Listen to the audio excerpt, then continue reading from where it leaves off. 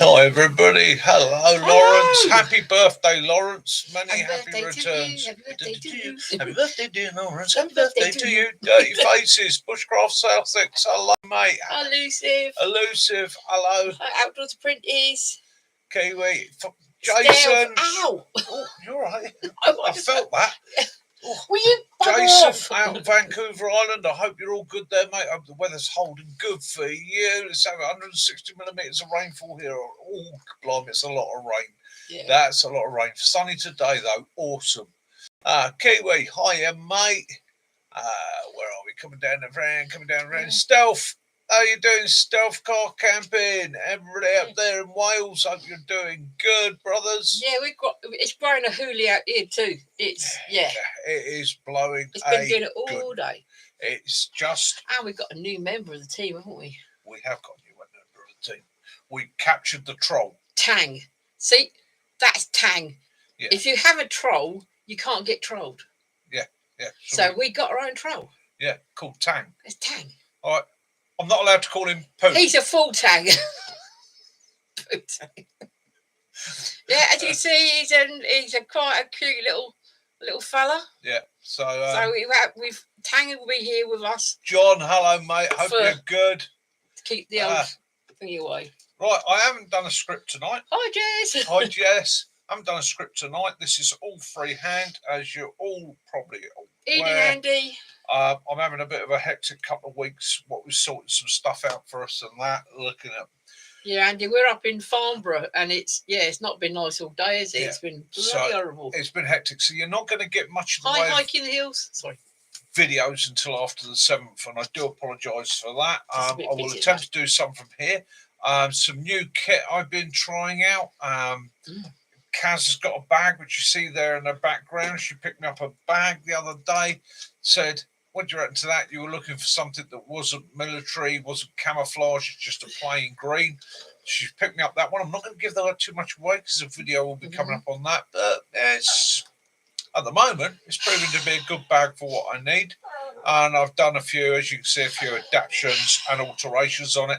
Well, I was getting this 5p worth in. I do apologise. Hold on to it, and then you've got to come up. John, Mickey's always working without a net. There is no safety net around Mickey. Brace yourselves. If you have small children, dogs, or animals of a nervous nature, brace them. Mickey is working with no safety net. And tonight will always be a cock. Yeah, no, he's been an absolute. Yeah. He's like, I've been picked up. Yeah. Go pick him up, he runs off. Yeah. That's life. Yeah. And I hope you've all been good. Tell me a bit about what you've been up to in the last week. Has anybody had any adventures? Has anybody got out and done anything interesting? To excuse the dog.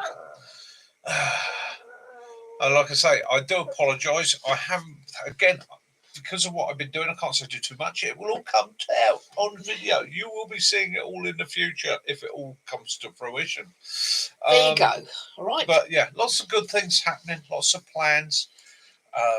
It's all looking good. So fitting it in around married life, home life, everything else. Max. It's been a bit hectic. Well done at your challenge the other day, Max. Myra's now fully braced. Max, you braced it right, didn't you? He did. Even licked this. Yeah, I mean, Maximus, he needs to do his own videos, doesn't he? We watched live, and and Jason, you've done it again, haven't you? You challenged your mate Chris. Yeah. And he gave up, didn't he? Yeah. It's this ball duck challenge thing. It's growing. It's moving. It's taking pace. So I'll be jumping in on that myself in the next week or two. I'm going to order the full set. And I'm plus going to Mrs. Troutfire is doing. I'm going to get down. I'll see. Mrs. Troutfire or Paula M. She inspired me to do something very similar, so I'm going to copy her. If she can do it, I'm going to have a go at it, which is a bull duck noodle per day for a week. So yeah, Willow's like that. If he sees a dog on the telly now, if he sees Graham, he whines and carries on. So it's amping in rain down in Wicklow, hiking the hills. Hiking the hills, mate. It's It's one of those, isn't it? The people always said to me, "Oh, skin's waterproof." I tell you what, there comes a point where it ain't. There comes a point where you're wringing yourself out for days afterwards. I had that for 2 days last week, where I just got soaked to the skin for 2 days solid. Feet, arms, legs, you name it. It got wet, but I manned it up. Better give you a chance to try it. He did try out some of his new stuff, new gear. So yeah, it's not all. Yeah, I've been trying out some gear and that, testing some equipment, testing out some methodologies. I'm sort of throwing myself into it a bit at the moment.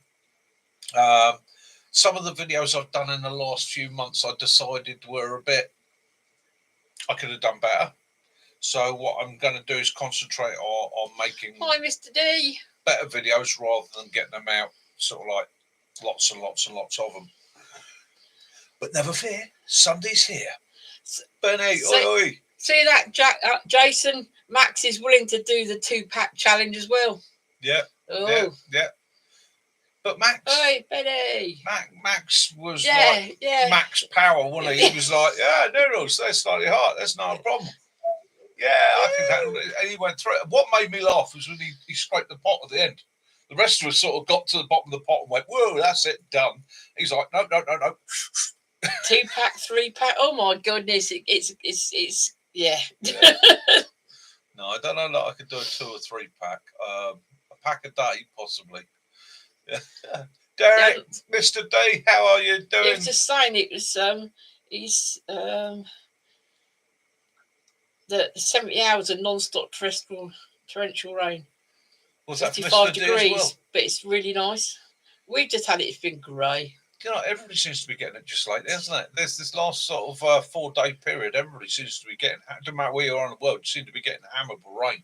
Yeah. Yeah, it's because people say, no, we won't have snow now because of a few frosts. No, because our eldest son was born on the 9th of March, and it snowed that day, didn't it? Yeah, it did. It certainly did.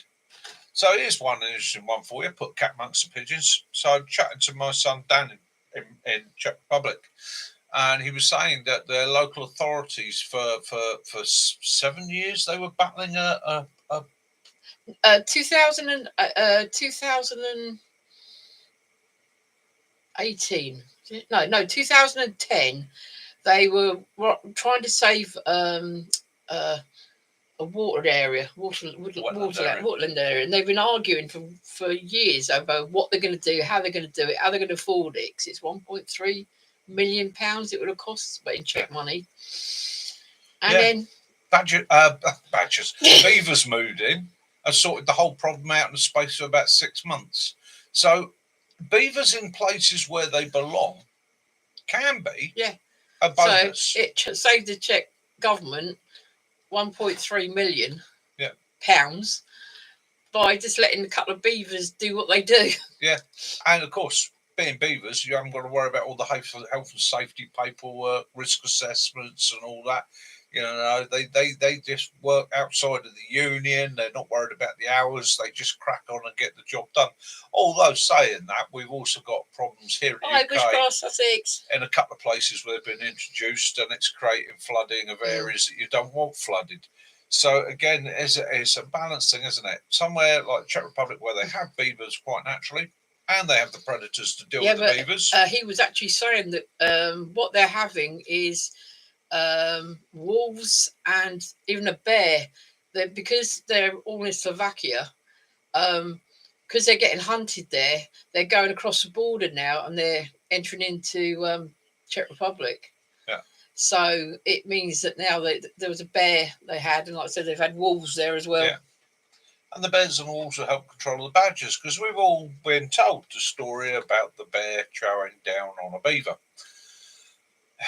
Takes me to another.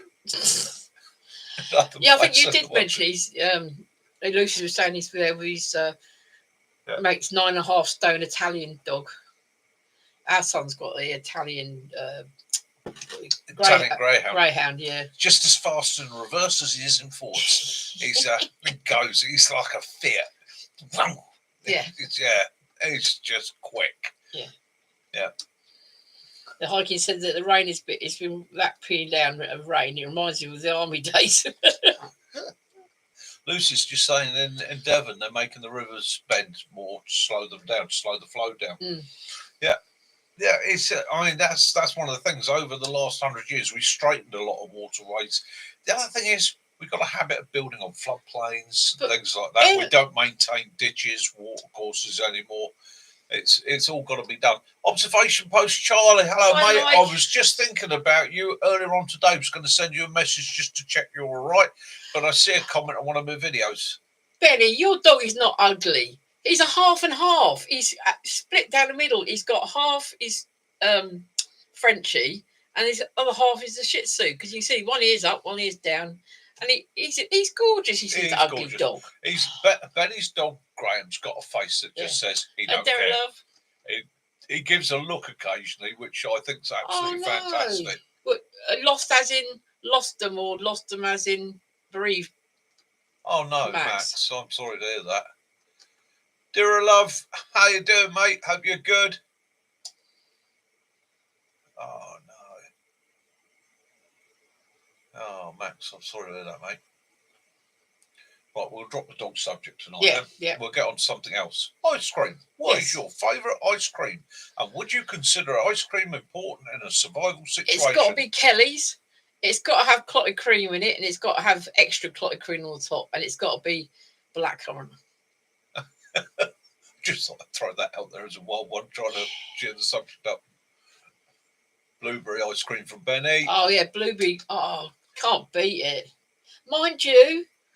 Jess says ice cream is essential in all situations. Yeah, I'm very sorry to hear that, Max. I'm sorry, Max. Well, we'll try not to dwell on it too much because I don't want to pull you down, mate. We'll try and cheer you up a little bit, but yeah, I understand your pain. I've even tried, talking about the ice cream subject, I've actually had lavender ice cream down in Botgastle.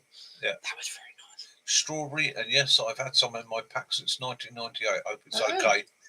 So, Sussex. Yeah. Oh, thank you, Dee. You like that, did you? Yeah. Mick meets Gaz. Dara Love said they've had a load of armed police in the area at Camden Town. There was someone with a gun.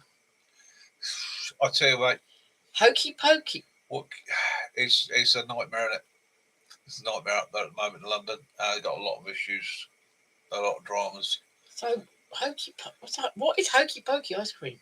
Yeah, come on, hokey pokey ice cream. Let us know.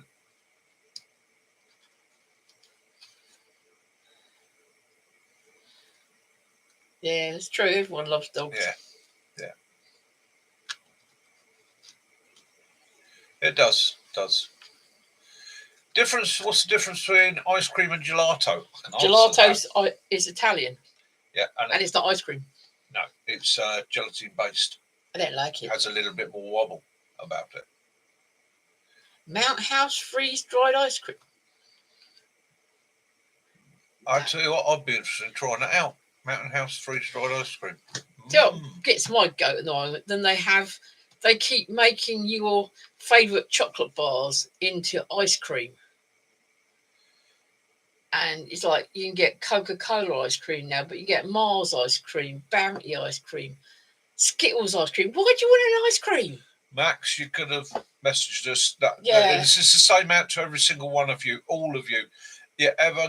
You want to talk, you got a bit of a situation, you're feeling a bit down, life's getting a bit much, something like that happens for you, and you need to message somebody, send us a message, get hold of us. Yeah, okay. Live in Liverpool the other day, didn't he? Yeah, we're always here for people. We all go through pain and suffering in life. Every single one of us will, and if you haven't yet, blessings on you. But it comes to us all, and the thing is, this is where community helps. Sometimes people can't give you an answer, but just being able to share it, put the weight of something onto somebody else's shoulders for a few minutes helps. So never worry about sending us contact. In actual fact, I've put the email address up on the board up there.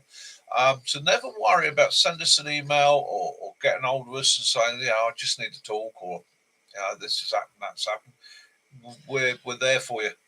Is that one the kitten that you used to put the little wafers on the outside? My mum used to buy us them. Yeah, my mum used to buy them as well. I just think they were cheap. I was getting conned. We we know it is. I never had dogs growing up. I had one for a little while, but my mum didn't like dogs, and we've had dogs all the time we've been together. And 2 years ago, we lost our dad. Yeah. And then we lost the daughter 2 weeks I'll go later. get the pictures, actually. Yeah. Pictures. There's a pictures up there on the. And get them downstairs. yeah, it hits you hard, and everyone. Yeah. You know what? Never what to say, but yeah. Okay, so Max needs. Oh, good. You can have a good.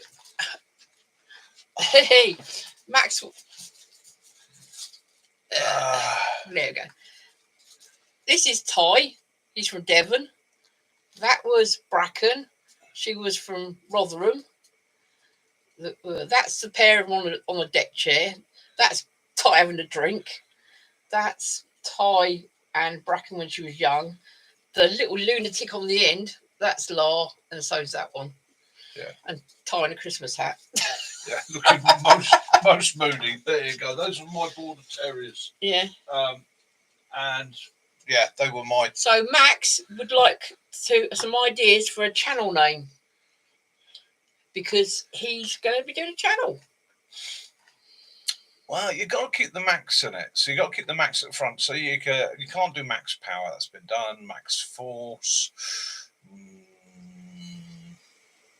Max Effort. Yeah, Sussex, the bitch. Bracken. She was a ratter. She was. Max Does Outdoors. Yeah. Max doing it in the door. Doing it indoors. Yeah. Find something that fits it. I will give you one tip. So I went with Hampshire Outdoors and Survival because I thought that pretty much said it all. I tell you what, you don't want one long one like that. It's a pain in the arse. You try putting it down to somebody as an email or sending somebody a message or giving them a I like that. They're Love Maximum Survival. Yeah. That's a good one. Yeah. Like that. Paddy with Max, yeah. Yeah. Out and about with Max. Max. Yeah. Yeah. That's a good idea, right, Jess? What is your channel going to be? Are you doing survival prepping? Are you going to be doing outdoorsy things? Making stuff? Yeah. Laying the smacks down. Yes. Oh, I like that.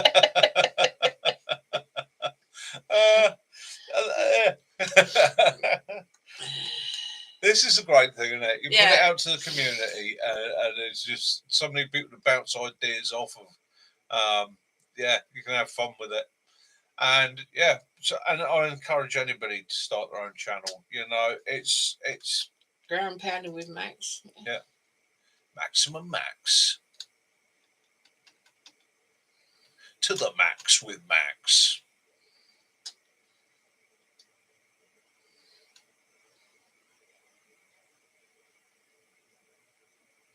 I like some Maximum Survival too. Yeah. Yeah.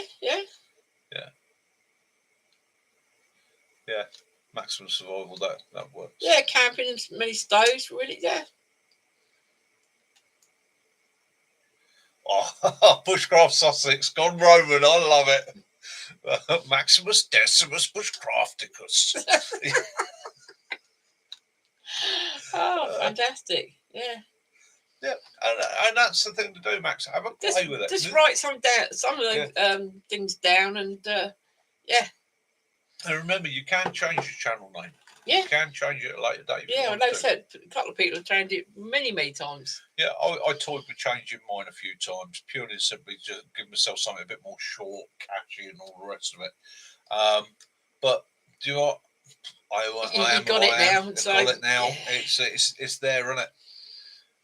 So yeah, that's what you got to do. I'm just going to skip back up through my comments there. Blimey, there's a lot of comments. Scream. Give it a go.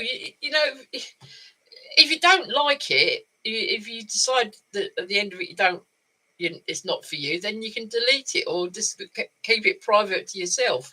Yeah, that's the other thing for any of you that don't make your own videos. So when you use YouTube and you're uploaded to YouTube, you get the choice. You can make a video public.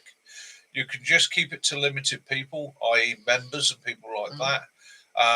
Or you can delete it if you want. So you can make it private, you can make it public, you can share it with limited people if you wish. So there's your bonus. And to be honest with you, that's the best way of doing it, is to make your video. If you're about short staff, make your video, share it with a few friends and see where it goes from Max out at camp. Yeah. Max out. I like that. Max out at camp. That works at several levels, so I like that. It didn't actually come through that you were that nervous. It did it. It was come through great, mate. Yeah. You come through a natural, actually. At least the first time I appeared on here, you could hear me, but you couldn't see. Yeah. I hid. No, Max, you come across quite natural, quite pleasant, nice sort of bloke that you quite happily have a walk around the woods. You've got a lovely accent, you know. So and that comes across. And don't get me wrong, that's something people do look for. I sound. Yeah, sometimes you have to just. I find that if it's like when I drive the car, if I think about it, I talk myself out of doing it, but I just say, right, just do it.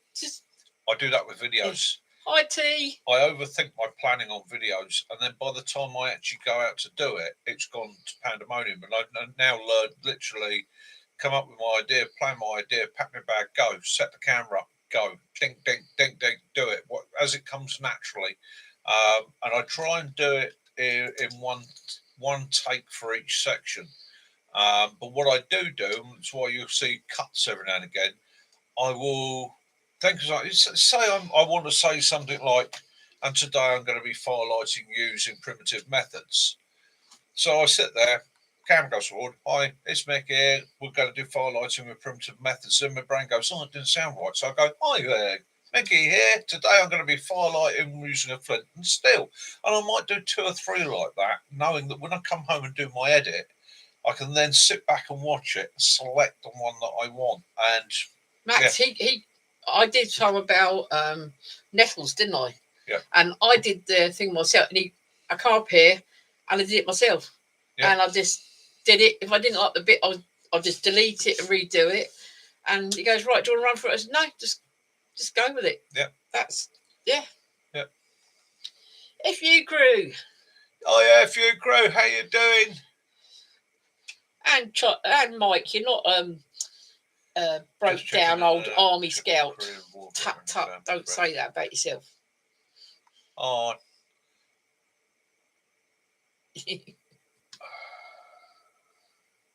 Oh mate. So FU crew, do us a favour. When you chat to your friend, and I'm pretty sure everybody here will send their regards and their respect to him. Dear. Tell him from an old sapper. There, put your hand on his shoulder and send him my love, and tell him one day we'll go to the formation and we'll get to stand shoulder to shoulder again. Yeah, those sort of things do. Yeah, they do. It does hurt. Yeah. Our empath as well, so it really, does hurt. Mm. And brother, you got my hands on your shoulders. Yeah. Rebooted. Good evening. All right, I'm going to make a note of his name because I will just mention him in my prayers tonight. George Vandervoort. Yeah.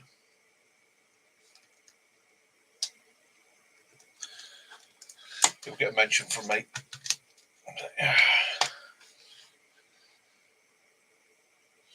Yeah, I think even though you haven't got because you've got your email thing. There is a channel. I haven't got a channel yet, but it is there, so people can sub to you already. So you're going to look when you look at your little box, you're going to have loads of subs. Yeah. See, look, we got Benny, Sussex, Stealth, Elusive, blimey. There you go, Max. You're away, mate. You've got no choice now. Yeah, You've got. at this rate, you're going to be on to loads. So this is the airborne Instant technique. sub right? list, exactly, Jason. Not that I'm airborne, but this is the airborne technique. Once you're in that door, somebody's going to be like, "Get out." Live in the room as well. Not that we, not you're that because all them subbing to you that you've got to feel pressurised to do it. It'll be interesting to see what the algorithm makes of that. It's like, blimey, this guy must be famous already. Right, we better get him right up there. You wait 2 weeks from now, Maximus will put up one video and he's going to be out there millions of views because the algorithm's going to go, better pump him out there. Yeah, that's funny. Ollie Jason, you go on to reboot his. Wasn't able to join him this weekend because I'll be honest with you, I was too exhausted by the evenings. It's looking good, isn't it? It's coming there. Well, it's working out. It's getting a little tight. Tommy's getting a bit better. Still can't lift what I'd like to, but it is getting better. Virginia, how you doing, mate? How you doing? Hello. Yeah. You're good all out there. That's when it starts, though, Max. Isn't it? You need this, and then you got 2 GoPros now, haven't you? It's a disease. It's a disease. John says you're a Ucho Force multiplier. I get a lot of pleasure and joy out of doing it, and if I can help if I can help somebody get that joy and pleasure out of it, then so be it. I mean, I did get somebody mentioned to me a few weeks back, said, "Oh, I'm been doing it like you do. You give people so much support and all the rest of it, but what? That's at the cost of your own channel." No, it's not. And is it the cost of my channel, or am I building my community? Which would I rather, a channel or a community? Would I rather friends? Your numbers going up, so it's not detrimental friends to it. Friends or a channel? Do I want to be a nameless person? Yeah, if you know what I mean. So I'd rather have my community. If I dropped the channel completely, I'd still keep this going. Just on the Sunday night if necessary. But I enjoy making the videos. Jason was saying he's got 2 256 gigabyte SD cards for $35. Nice.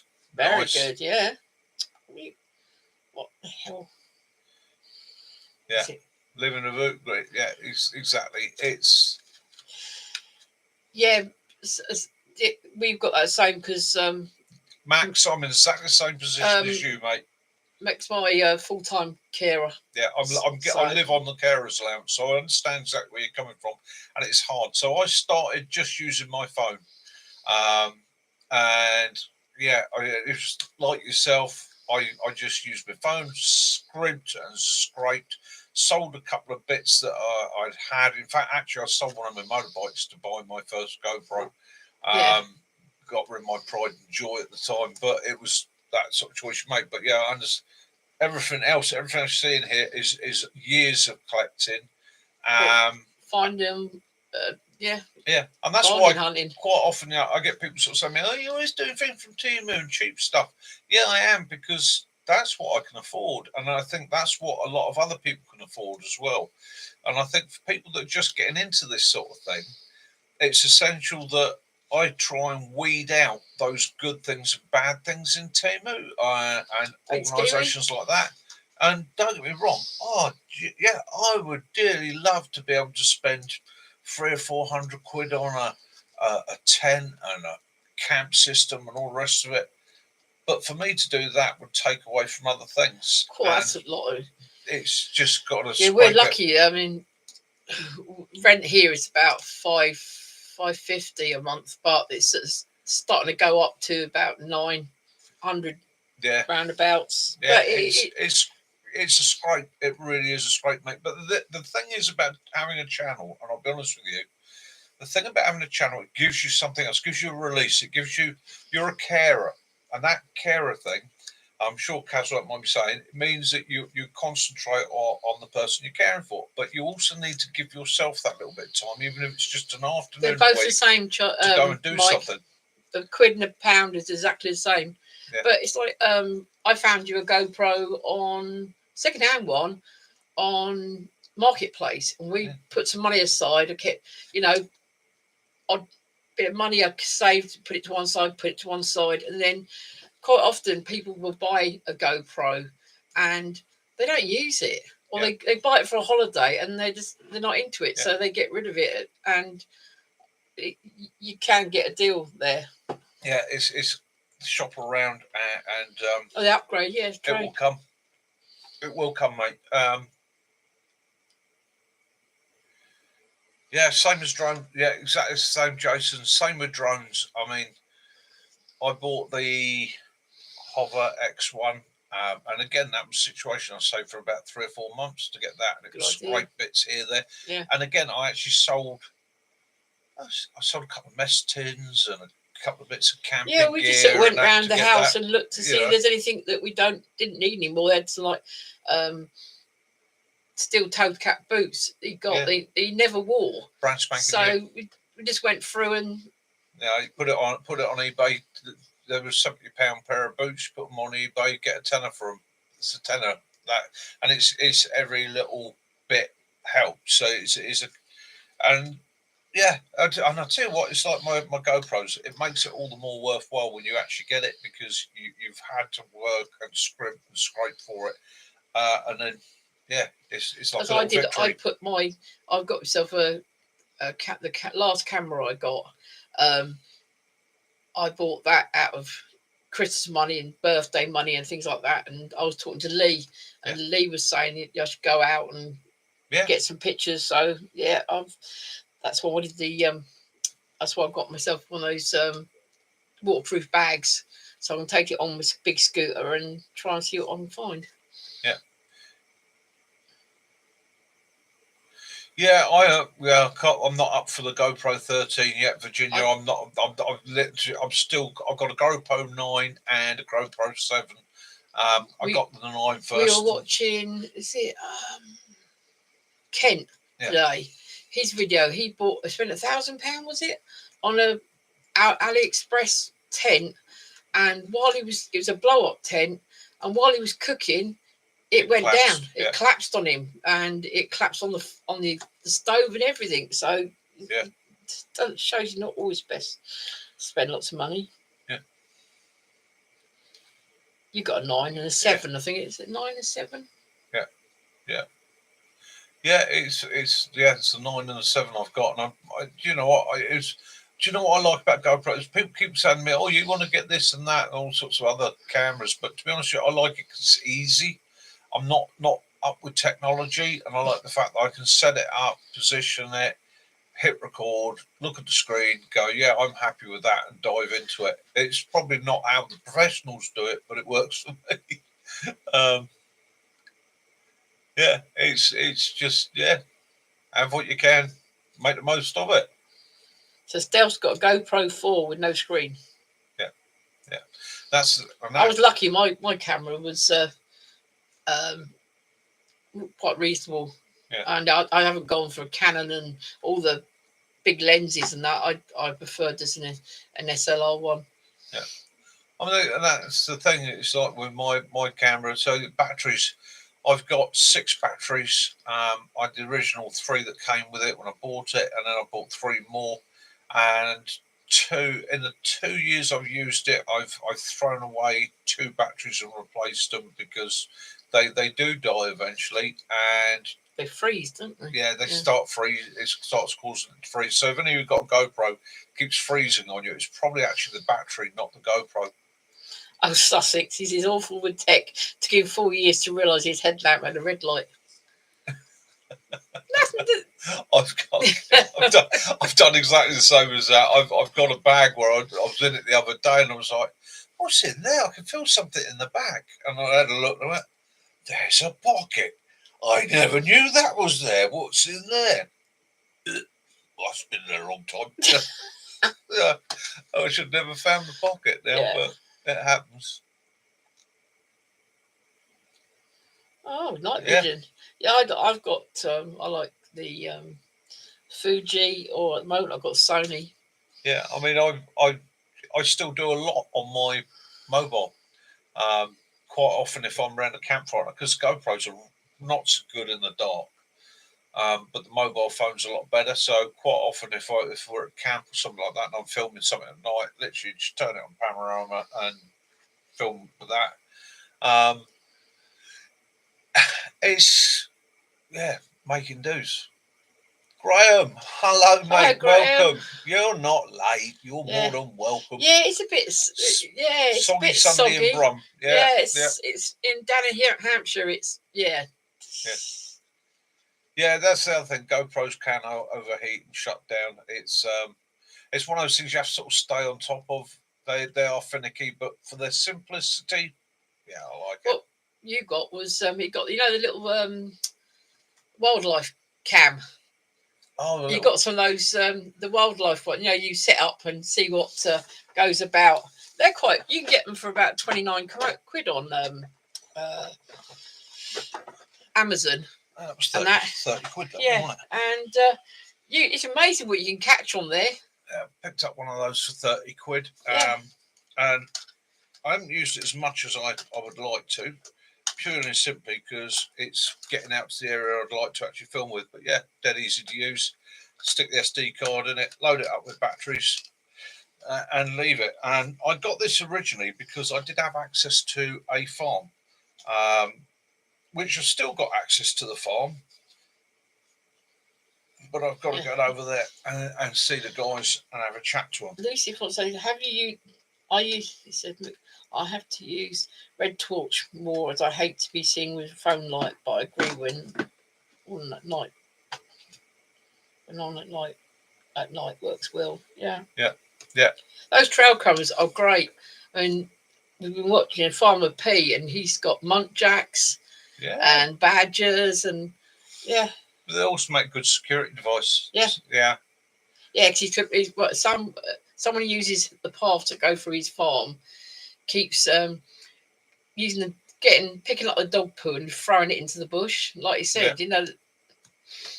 So he put trail cams out to catch them. But funny enough, he put one of the trail cams out and someone turned it off. Yeah.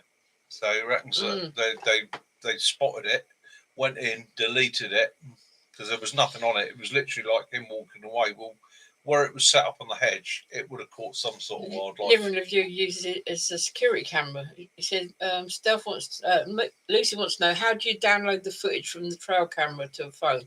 I think it's on an SD card, mate. So what I do is I download straight to the computer and do it from there. So yeah, everything I do, I like to run with SD cards. So I tend to, my GoPros, take the SD card out, download it to the computer. From the game camera, same thing. The only one that's a bit different is my mobile phone, and that can occasionally give me issues when I'm trying to download it, because sometimes Mr. PC goes not recognising it, and then I've got to go back in and identify it. And then I've had another one where it goes, don't recognise your Google account. I'm like, well, yeah. Well, we are in Hampshire. We get the odd Chinese water deer. And we get seeker deer as well. So we're not too bad off for deer around here. No. Yeah. Muntjacks, they're just little buggers they are. Pot roasters. Perfect for a single barbecue for a handful of people. Deer come in many sizes, but some of them are bite size. Oh, Blue said his one does Bluetooth Wi-Fi as well. Yeah. They're quite a little cat. I love it when they bark. Yeah. Because it throws people out. If they hear that at night, they don't know what the hell they're listening to. Well, Muntjac buck, he's quite a ferocious little thing. He's got quite a lot of courage. I've seen one try and stand down a couple of dogs before now, because they will sacrifice themselves so that the dog can get away. So it's not unheard of for a Muntjac buck to just stand his ground and go, right, come on. And people sort of go, oh, yeah, easy kill. But the thing is, that's his nature. He's protecting the does. It's Dave wants to know, have you watched Extracted on Fox? Didn't we used to watch that? Is that the one where they get? No, that's Dude. Dude, You're Screwed. A couple of my old mates on that.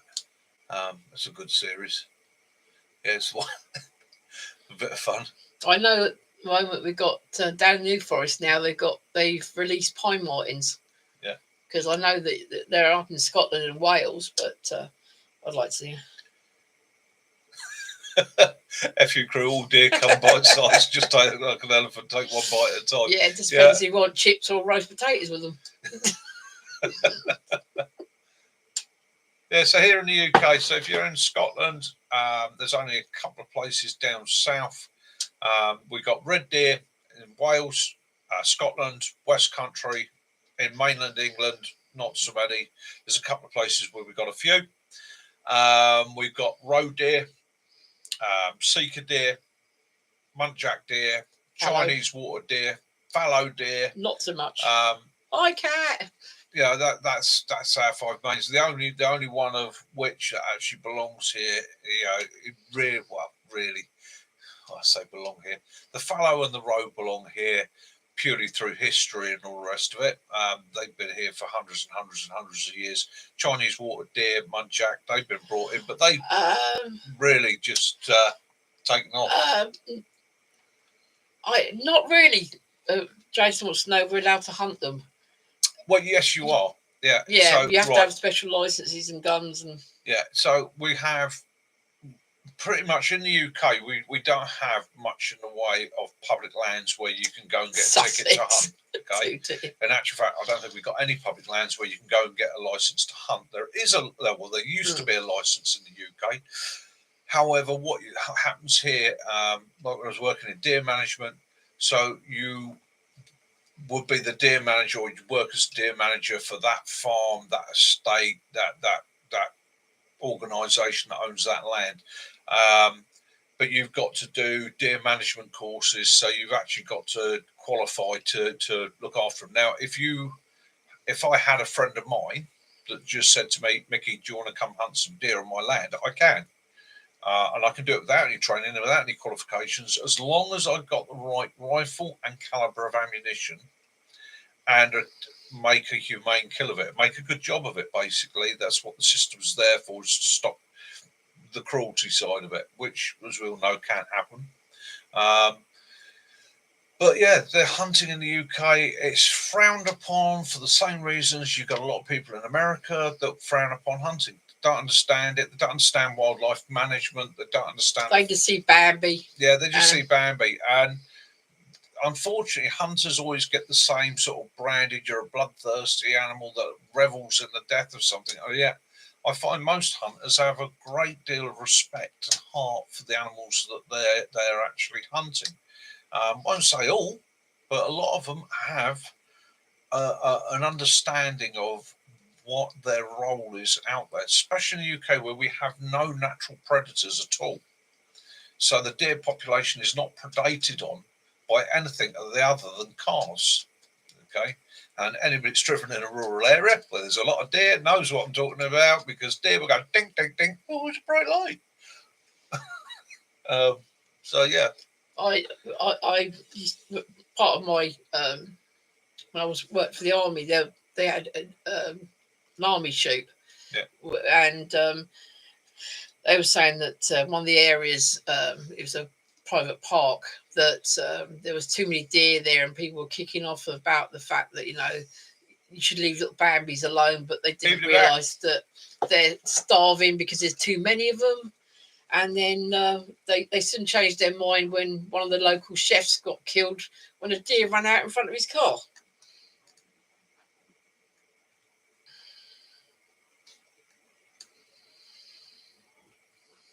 He's gone. Mac, hi, Mac. Can't believe your grandson's a year old in a week's time. Blimey. Yeah, happy birthday, Lawrence. Lefty, good afternoon. How are you in Lavon? Is it nice and cold for you? You've got your heating on?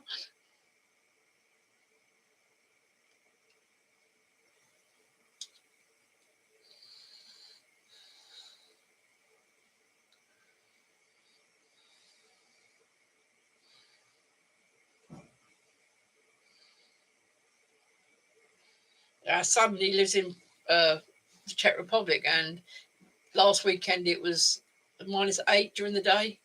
It's cold, really cold. Maxine. Evening, Mac. I'll bring up And Lefty in as well. Lefty's So, in. here in the UK, if you're a firearms licence holder, you've got to be a club member. For that, you'll have a card which will give you a National Rifle Association number on it. Okay. So there's 2 of mine from a couple of years ago. These are out of date now, but you renew this every year. So that was my Longmore Rifle and Pistol Club ticket. And that one I was rather proud of because that was an invitational. It's a club that's quite difficult to get into. But that was the London Practical Shooting Club. Yeah, and they were, so we're good. Practical shooting. But getting back to the licenses. So in the UK now, there isn't a licensing system as such for things like vermin and that. But in the old days... Hi, Bill. No, it's not the deal. In 2000, what was the date? Because that was the last year that you had to have one. Right, 2005 was the last. That one, yeah, that is a Silky Saw. Silky Big Boy. So that was the last time that you had to have one of these. And that was a license to kill game.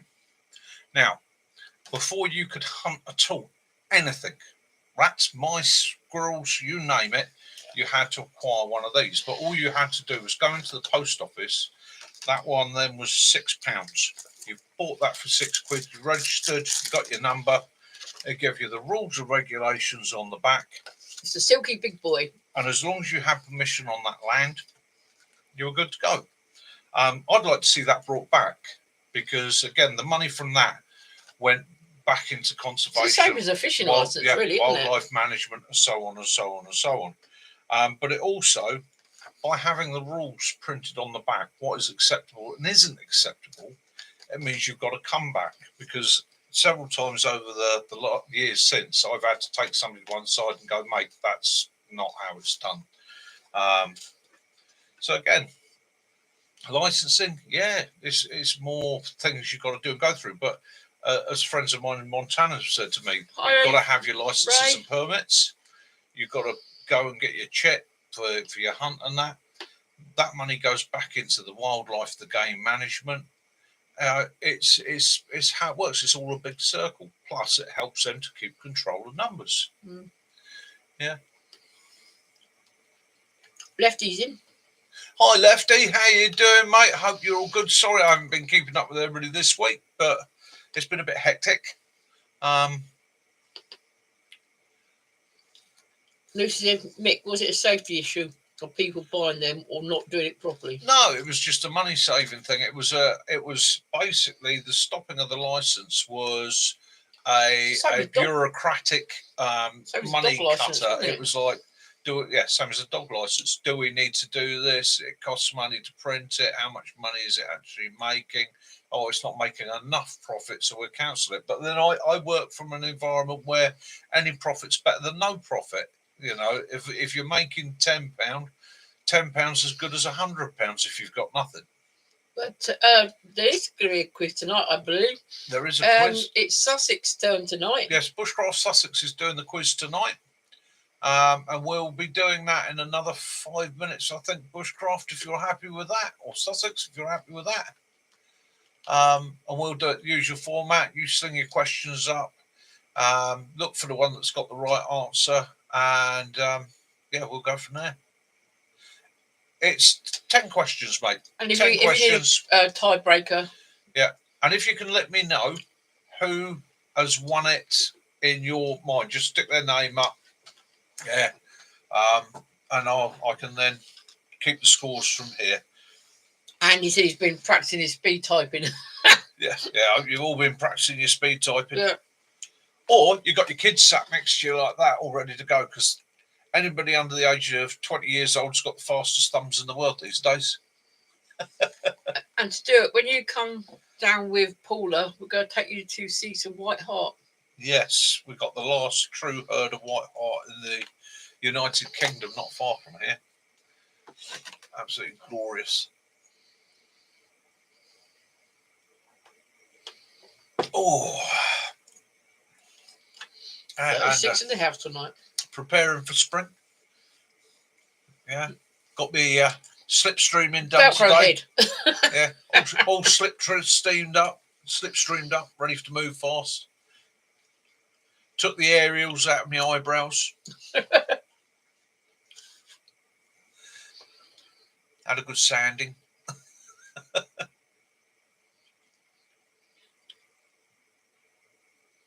Hey, as Bushcraft Sussex, you just let us know when you're ready to go, mate, and we will just get nattering here. That's right. 40 letters and less than 5. Blimey, mate. I can't even say 40 letters in less than 40 seconds. You got a solar panel on your head, yeah. I'm that is so that I know spring's here. I'll start noticing the temperature coming up. I got a posh one this week. It's got a tweed one now. Oh yeah. Yes, I've got a tweed one. Yeah. Yes. Do like my flat caps.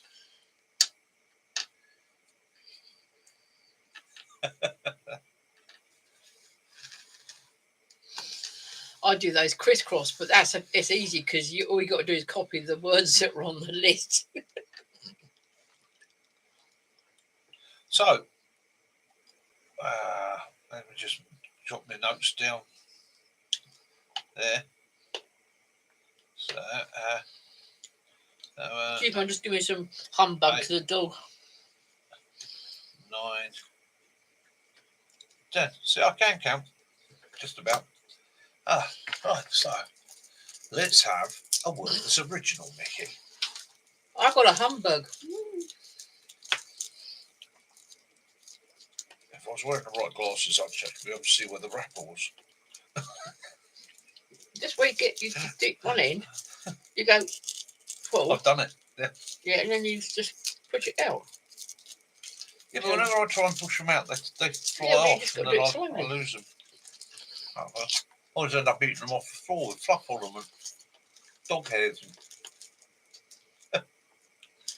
Joe Love says, any chance of setting up a preppers market, seconds 2, where people can bring their gear when they want to sell and buy? Also, that'd be a nice idea.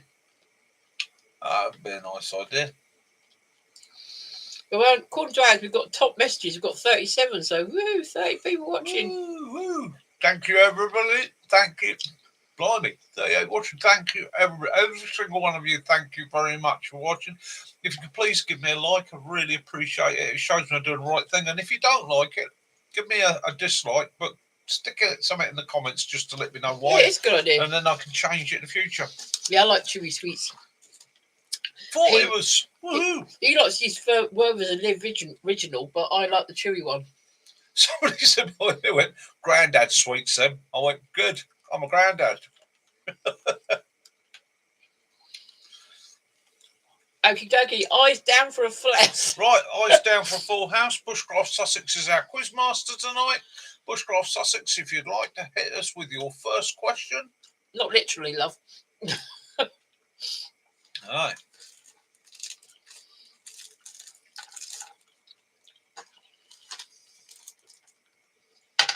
Question 1. What Viking king lost at the Battle of Stamford Bridge? Ooh.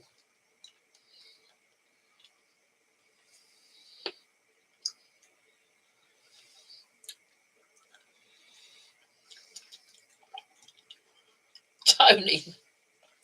Go on, Mac, you got to say it. Wales. Bluetooth? Yeah.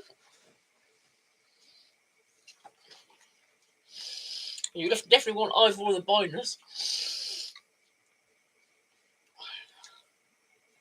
So Kitten got it. Okay. Harold. Yeah. Yay. Harold Hardrada. Yep. Yeah. Harold Hardrada.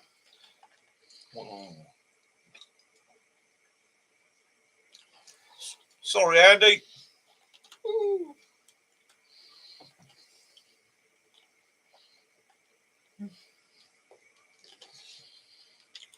Question 2. In the series Sharp, what nationality was Sergeant Patrick Harper? In the series Sharp, TV series Sharp, what nationality was Sergeant Patrick Harper? Welsh. Stealth.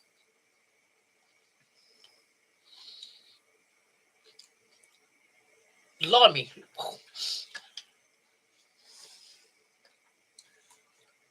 Martian.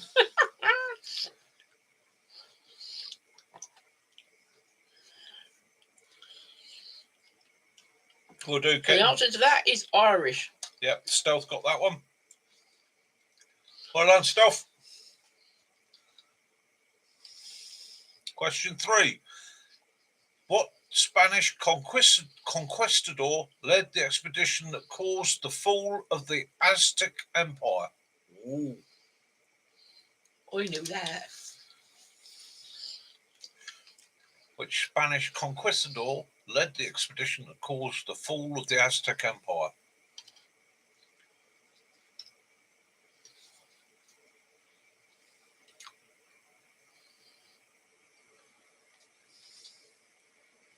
Tony Welshman. Tony Thomas. Jose Cuervo.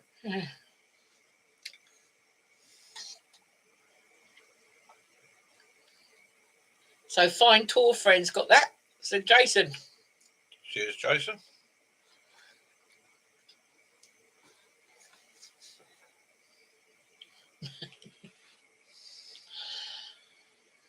I can see a couple of people were close, just slightly out on the name. The one that went for Montezuma's treasure.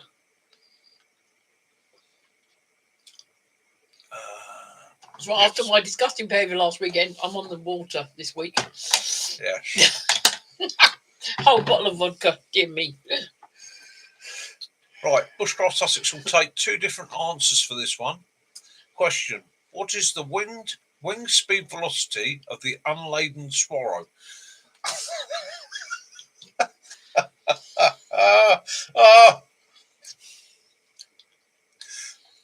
Andy.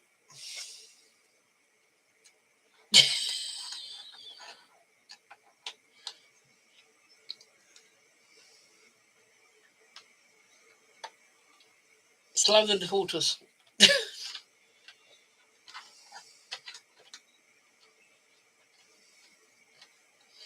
Not a lot of good questions. Oh, that was Andy.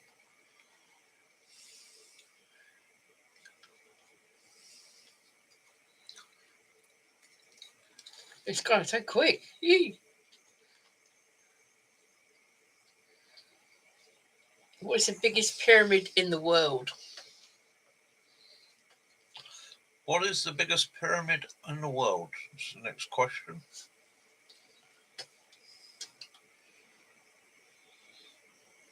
So, Andy outside.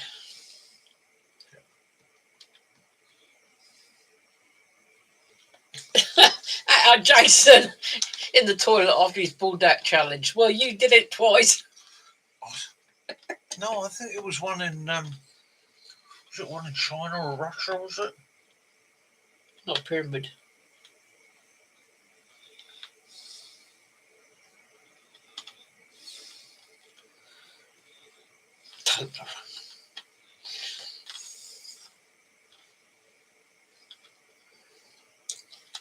It's Giza. It is Giza. Yeah, it is Giza, yeah. Right, who got Giza? Who was that it? was What's that?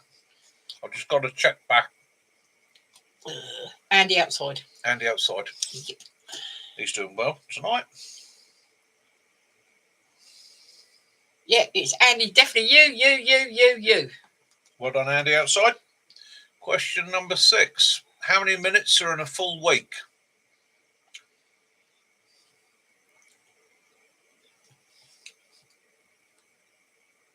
Ooh. Too many. Slack handful. Yeah, is it a leap year or not?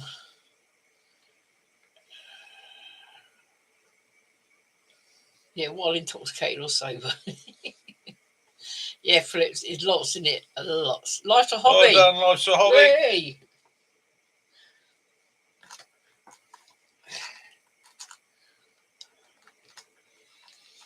Question number 7. Did you just kick the dog? Yeah, I just kicked the dog. Sorry, Willow. That's online abuse of the creature. I've got no more pun bugs, Willow. They're all gone. What city? Oh, go away outside that tank. Which city is known as the Eternal City? Which city is known as the Eternal City? Oh, thank you, Philip. Cheers, Philip. Much appreciated. Shit, Cardiff.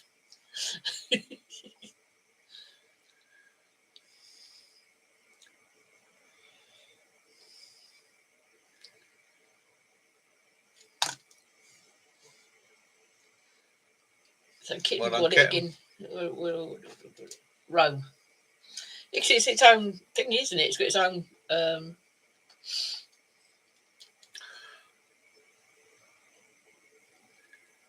It is the Eternal City. Yes.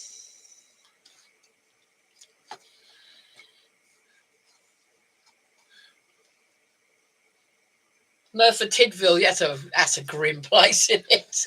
I don't mind Merthyr. It's What is the name of Greg Ovens' dog? What is the name of Greg Ovens' dog? Oh.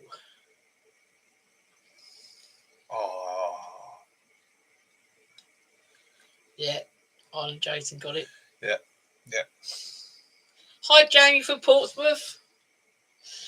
We're from Farnborough in Hampshire. Island Jason. Yeah, Jamie Skynet Labs gamer. He's from Portsmouth. Hiya, mate. Jamie, welcome. Hiya, brother. Do excuse me, I'm staring at the screen because we do a little quiz every Sunday night just for the fun of it. Question 8. What is in my mother-in-law's... That's not the question. Cheers, Philip. That's not helping. Hi, Cookie from Bisley. God. Cookie TGX, hiya. Right, question. What YouTuber says, yes, it fucking is, guys? Oh, I don't know who that is. That is going to be a hard one, isn't it? Oh, Island Jason again.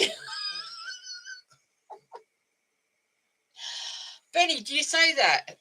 Oh, yes, it is. As well as Sexy Stick. Night, Jess, lovey.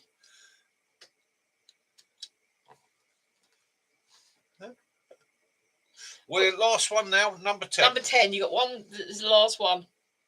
Unless you've got a draw.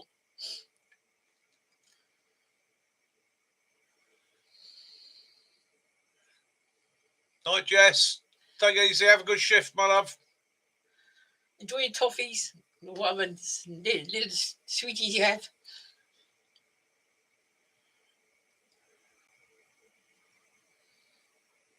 Yeah, we're on number 10.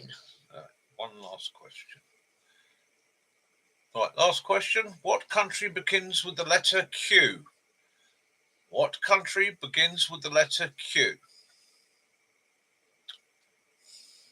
I should give that to Jason.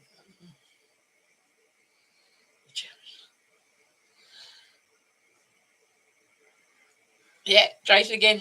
Wales. Right, Wales. let me just do some totting up here. 1. Hi, 72 Andy B. 3 there. Benny, you were one that can't answer to the question. Was it 10? No, 9. 2 there. 3 there. Someone said, what 4 there. YouTuber says, yes, it fucking is. Right. 1 there. 2 there. Yeah, Ben's right, okie doke. So we have a close run match tonight. Yeah,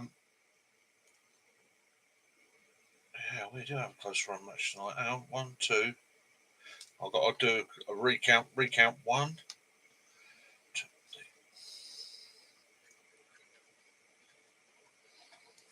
3. That one. Yeah, Benny, the question was, which YouTuber said, yes, it fucking is, guys? I don't know, do you? It's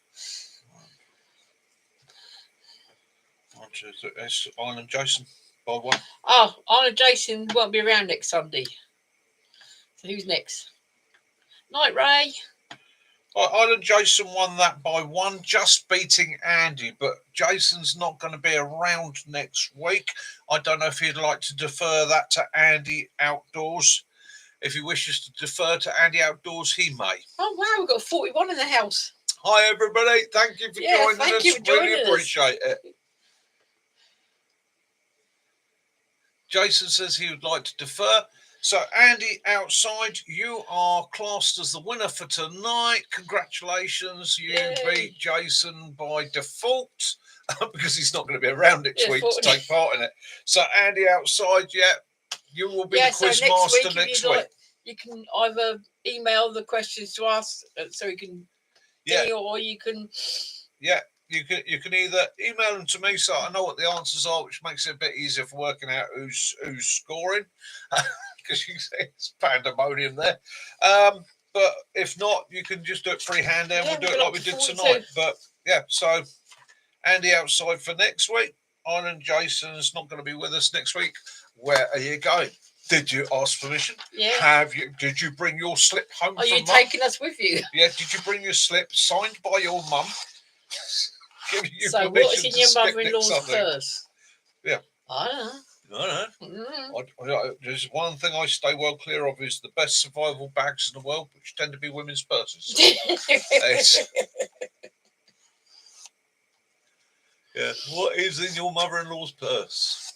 We had losers ribbons. So we had losers were Stealth. Life's a Hobby with 2. Kitten. Kitten could have had 2, but he was prepared to stand down on one of them, so I'm afraid Kitten got the 1. But yeah, it made no odds. Sussex was old and wrinkled and hangs out your trousers. You know. Great.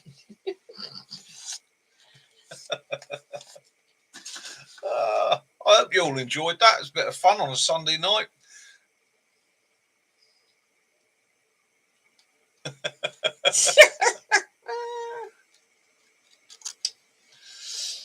Hey, Stealth, well done, mate. Yeah. Well done. Well done. You got in quick with that one. No, good questions. Thank you. And it was very good questions. So thank you very much, Bushcraft Sussex, for your quiz mastering tonight. Round of applause to you, mate. Well done. And again, this is how we do it. You get to be a champion. From Alaska. Is he Alaskan? Who's that? Greg Ovens. Greg Ovens. I'm not sure actually. I know he does a lot of filming in Alaska. T was said, why didn't he, if his name's Ovens, why didn't he call his dog Pasty? Well, Canadian, that's it. Thank you for that.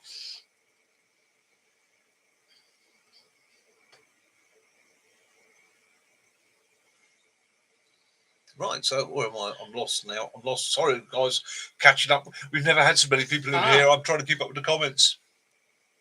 British Columbia. Yeah. Yeah. And you got 50 subscribers. Well done.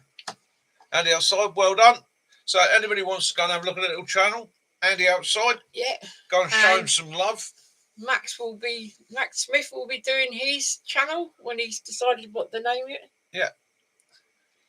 Simon, you're always welcome. Don't worry about being late. Mind you, would have laughed when you seen that one of the questions was Benny. Yeah, Benny was the answer to Benny knows his moment of fame when people are asking questions about him. Woohoo! Yeah. Cheers, Sticks. Thank you very much for putting that up. How's Sticks this evening? Sorry I didn't catch you earlier on, brother. I was hoping to, but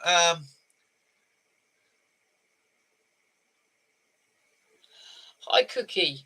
What do you mean? Somewhere you can go and use crossbows. Basically, Bisley. Bisley's got an archery club. Sign up with them on a Sunday. That's one in Aldershot, isn't it? I'm pretty sure. I know there's one in Borden as well, isn't there? Oh, that's archery, isn't it? Yeah. Yeah. I think most of the archery clubs are now covering crossbows as well.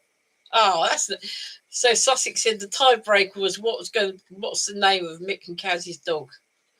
Arse. Good tiebreaker. Arsehole. Arse. Oi, you little sod. Yes. Yeah, Borden has one. It's that one that's right alongside the road, just as you get to Longmoor Ranges. No, Cookie's just saying the Borden one's gone. Is it? Yeah, because that used to be the end of range 3. Range 1. Range 1, sorry. Yeah, the 600-metre range. Yeah.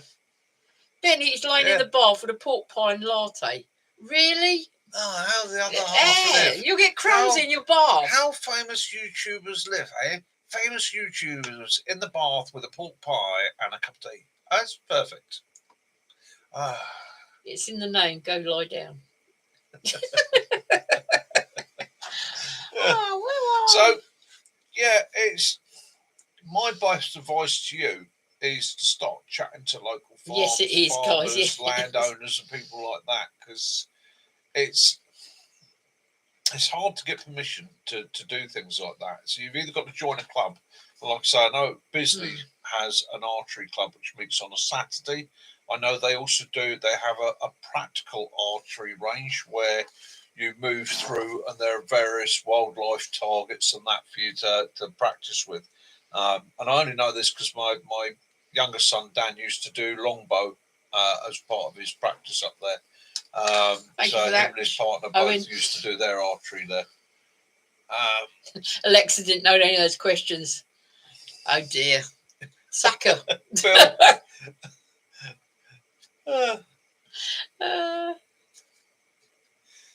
I don't know that we need to see that video of Benny eating his pork pie in the bath. Yeah. And a cup of tea. Yeah, we don't want to know where you're hiding your bubbles. Yeah. So why do you want to sit in the bath having a pork pie and a latte? Well, do you know what? It's the latte bit that makes me laugh. Yeah, that's so posh. Yes. So posh, Benny. I see the other day. There's Aero coffee now. And what we didn't realise is it was brought to him by his butler Graham. Yes, Graham came in with his little dicky bow tie on, up on his back legs, carrying it like that on his paw. His paw. Like that. Here, sir. I'm giving you that face. That's where the face comes from. It's because Graham is his butler. Oh dear. Bushcroft Sussex says his cat Jeff is curling one out in one of these plant pots. At least it's contained. It's cats for you. Yeah, I bet you're right, Jason. I bet he has got his bloody Wellingtons on. Oh yes, he has. Sticks went out today. We haven't, but no, it's not been very nice, is it, out there? Right, I'm recovering from training at the minute, so I'm doing a lot. You use your tray of peanuts floating around. Really? God, I bet he's got Graham there with one of those fans on the feather fans on the pole. Hang on. Now, Benny, this needs a lot of explaining. I'm reading this. I usually have a tray of peanuts floating around me, but Nikki ate them. So Nikki's in the bath with you. So I just grabbed a pork pie. Have you got a fridge next to your bath with pork pies in it? Yeah, lucky millionaire. Oh, I'd love the sound of that. Can we have a fridge next to the bath so I'll keep pork pies in it? Bastards. Yeah. Sorry, I was trying to. Yeah, is it all in capitals? No. No. Yeah, sorry, that's how it should be. It's just the first letter is capital. Yeah, first letter is a capital, all the rest of it's lowercase. Sorry, I should have done that properly up there, but I'm as dyslexic as the local ferret. So I shall just hold that there for people. HampshireOutdoors@mail.com. There we go. HampshireOutdoors@mail.com.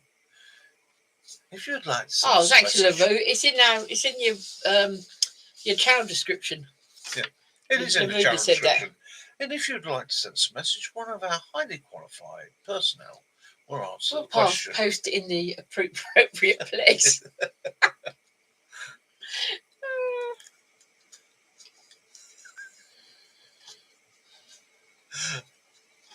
don't. We're hiding from the bad weather, Lawrence. Thank you, John. you Don't knock it. I can remember having a bath in the butler sink in the kitchen. I can remember that. Sussex. Did you hear about the dyslexic extremist that attacked London Zoo? He took out 6 ostriches.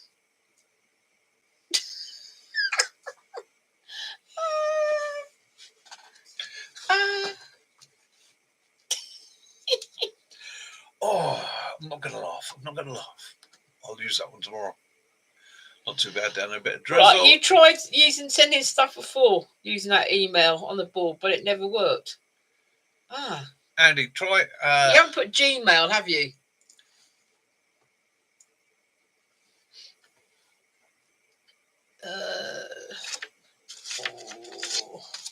Try. Kaz is going to.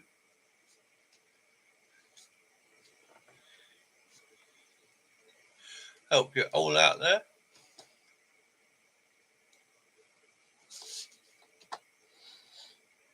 And I'm putting that is the other email. And Benny, I don't want you sending me pictures of you in the bath with your flipping pork pie. Right, so you can also use that one, which is badgermoon@mail.com. Yeah. I went to dog zoo last week. It was terrible. It was a Shih Tzu. Have we got a Shih Tzu down there? Got no boiler till next week. I'm boiling a lot more pots. Survivalists, mate. Survivalists. Do it pots and pans. I can remember doing it pots and pans many a time. Thanks, Kat. It's surprising what you can do. I had to give that £1 million to somebody else. Well, what would I do with £1 million? I'd create world peace. No, I wouldn't. I'd buy myself the biggest Cornish pasty ever. No. Yeah, we've not heard anything from Badger and the Woodsman either. No. Same with no, I'm a bit worried about him. So, and Which I thought there was a cage full of French sticks. Okay, Jason, that'd be great. So the bread in captivity. Bread in captivity. Oh, Sussex.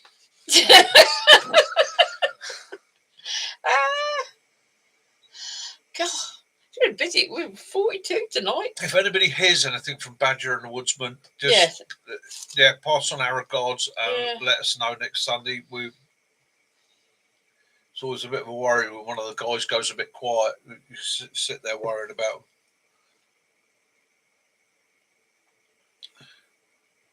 Yeah, you can't help but have a big kettle. Big kettle's essential. You will have that on the camps because the small kettle is, forever keep boiling it.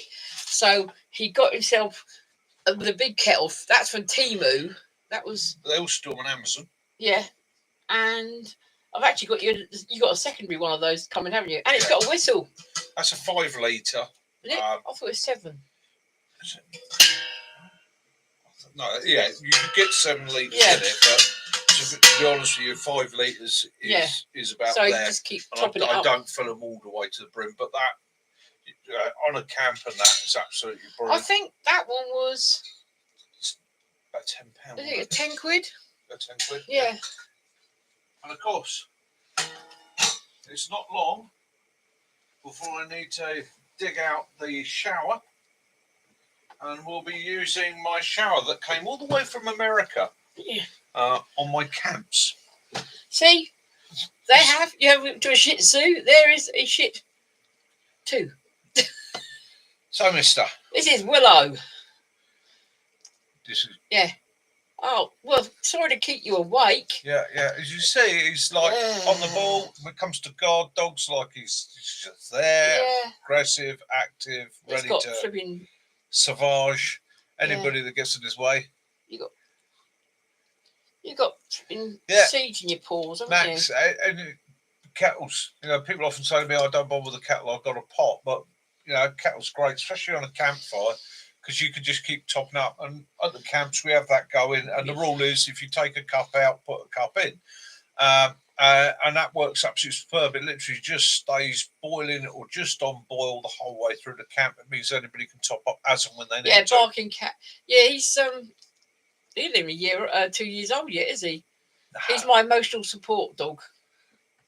He's a great little character. Yeah. I come in late the other night, and I would have thought that I'd got a big dog upstairs. He was giving it the beans. Yeah. He was like, "Whoever you are, you come up the stairs. I'm going to tear your leg off, and I'm going to beat you to death with it." These are, you know, sort of handbaggy dogs. You know, and he hunts. they're no good for anything. He's had 5 mice now. He doesn't like mice, do you? Max, definitely glad to have you there, mate. So yeah.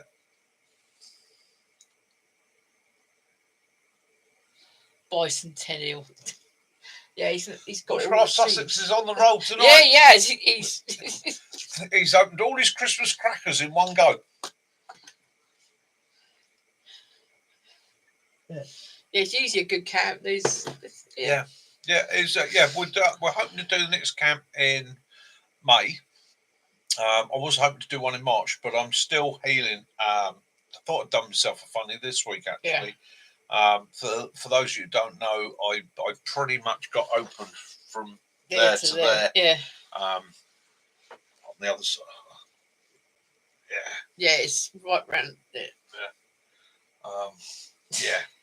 I had to have a kidney removed at Christmas. Yeah, definitely. And so I'm just coming back from that. One of the issues I'm having is trying to tone, because you can't do anything with the stomach muscles at all. It's the inside that's taking a long time. So the stomach muscles have all relaxed where I'm not able to do anything. And now I'm trying to get back a bit of strength, build that core up so that I can get back to doing things normally. And they said it would take a year to get the full strength back. But I want to be able to get in and out of a hammock. I want to be able to lift lightest or the kit that I need in and out, move things around. I want to be able to put a pack on my back and walk with it. So I'm on a regime at the moment of exercise. Well, thank you. Trying to be sensible with it, but again, yeah, it's one of those. Oh, Christmas was a nightmare, mate. We didn't have a Christmas, did we? No. This year. I went in just before Christmas, and literally, Kaz was nursemaiding. For about a week and a half, wasn't it? I could hardly get out of the bed. Yeah. It was a nightmare, but we're through it now. It's a steady healing process. Right, Max and Sussex. What they normally does is you can come on a Friday night if you want to, or you come on Saturday morning. It's up to you. Or you want to come for a day. Yeah. You usually do a meal on Saturday night. So Saturday night he does something in either him or Muddy Tracks does. Right, so it's a wild camp. Yeah. Right. It's a little woodland. There's no facilities. I provide the water. You bring your shelter system, your sleep system. There's a central fire. I would love to be able to turn around and say to everybody, have your own fires. But one of the issues up there is it's I love it, Andy. Private woodlands, and one of the rules I've got to abide to is 1 point for a fire. However, if you have a cook system that you want to use in your tent and that, do so. But only one open fire. So you feed yourself apart from Saturday. Yeah, you feed yourself except for Saturday night, where there is always something laid on, whether it be a military theme, range stew, curry. We've had. What was it Jason did? He did a Moroccan lamb with all he did the whole leg of lamb, didn't he? So again, we try, and it's a relaxed, fun weekend. The idea is people come along, have a good time, relax, enjoy yourselves. If you want to do videos, make your videos there. That's not a problem at all. The only thing I will say is if you're recording the other guys, just make sure they're happy to be recorded before you do it. But I have no issue with you doing videos from that. Thank you, Owen. And if there's any particular skills anybody wants to learn, share, participate, ask questions about, by all means do. That's why we're all there. We're all there to share the fun of it. So, and we have people that will come along and say, I've never done this. Could you please? And we'll go through it. Owen just gifted 5 memberships for you. Thank you, Owen. I really appreciate that. Thank you so very much. Well, lovely bloke. So thank you, Owen. Thank you. I would love to gift people memberships, but I'll be honest with you, at the moment, I'm about as sporadic as the church mouse. But yeah, the last camp you had, Lee Roberts came and demonstrated flint napping and bow drill. Bow drill. Yeah, and to change my opinion on bow drill. In May. Yeah. We've got to discuss the date yet. And what Natty, how you doing, mate? Hope you're good. And yeah, it's nice to chat and the idea of the camp is just somewhere where people come and let their hair down, have a good time, have a laugh. Everybody there's like-minded, and we you can arrive on the Friday from lunchtime onwards. Sunday lunchtime we pull out. There's plenty of trees to hammock. You can hammock. Yeah. You can tent. It's not the most idyllic floor for flat, but I've been chatting with Chris and we've been looking at it and we're going to have a little bit of a move around so we can get people pretty much covered, hopefully, with whatever they need. But my preferred method up there, because it is quite dense with trees, as you've seen on my videos, is the hammock. You can pretty much set a hammock up anywhere up there. Yeah, away you go. It's an ancient beach, Lords. It's part of the Surrey Hills. Yeah, fingers crossed you can come this time still. Yeah, it's within the national park. So again, we have to abide by their rules and regulations. It's a beautiful spot. Oh, fantastic! Living Lavoo's getting his own vehicle in April, May time. So fantastic. I mean, some come for just a day. If you want to come just for a couple of days, or you stay the whole Friday till Sunday. Then there are guys that just pop down for the afternoon just to say hi. You're more than welcome. You know, it's there is no pressure to it. The only thing, like I say, and we don't charge. We don't charge for any of it. I struggle. Everybody struggles, right? Simple as that. The only thing I do is I put a pot on one side. We've got plenty of tarps. That's Sussex. Yeah, if you need something, just give me a shout. I can always lend you a tarp. Whatever. But I just ask for donations, whatever anybody can afford. Farmer sling it in Hampshire. A pot, and that pot then goes to the guys that allow me to use the woods. It's just my way of being able to say thank you to them. That goes into their tea and sticky bun fund, which I gather they thoroughly enjoy. But yeah, it's just a little thank you. So again, there's no pressure, and I like doing it that way because, there is no. What you can do then is if there's anything that if you say, oh no, I've got this. Is anyone interested? Then perhaps they can bring it with them. That's the other thing. If you've got something you want to sell it, if you've got something you want to sell, swap, get rid of, and then a couple of I'm working on that, kitten. In the couple of weekends beforehand, let people know on here. Stick it up there. So I'm coming to the camp. I've got one of these. Is anybody interested? I'm looking for whatever, or I'm looking to swap it for her. Yeah. Put that information out there. Bring it to the camp with you. Yeah. You know, swap it. Likewise, you know, you men like to have your wares out on. If there's somebody that hasn't got a tarp or needs a bit of kit, wants to borrow a bit of kit, or wants to borrow or try anything I've got here, let me know. I'm more than happy to bring it up, that you have a try with it, that you have a crack with it. Because again, it's all about sharing, not just techniques, methods, and that, but letting people try kit. One of the difficulties in this world is gear is expensive. Sometimes you want to try before you buy, so you know it's going to work out. Lawrence, we always said that we could not that far. We can can arrange. Bring you in. Yeah, I'm pretty sure we can arrange that. But yeah, it's a chance to have a chat and laugh and do silly things and fall at your hammock, things like that. Yeah, and it's just a good time. Just a good time. Yes, you've got to pray to the nature spirit of his car so it can be fixed for the camp. Yeah.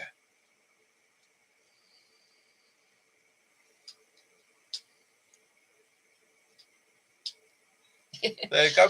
Lawrence, Bushcraft, Sussex, just saying if there's any way you can get to his, you can come up with him. So then this is what I like about it. This is a community. Yeah, you know, we'll look out for one another.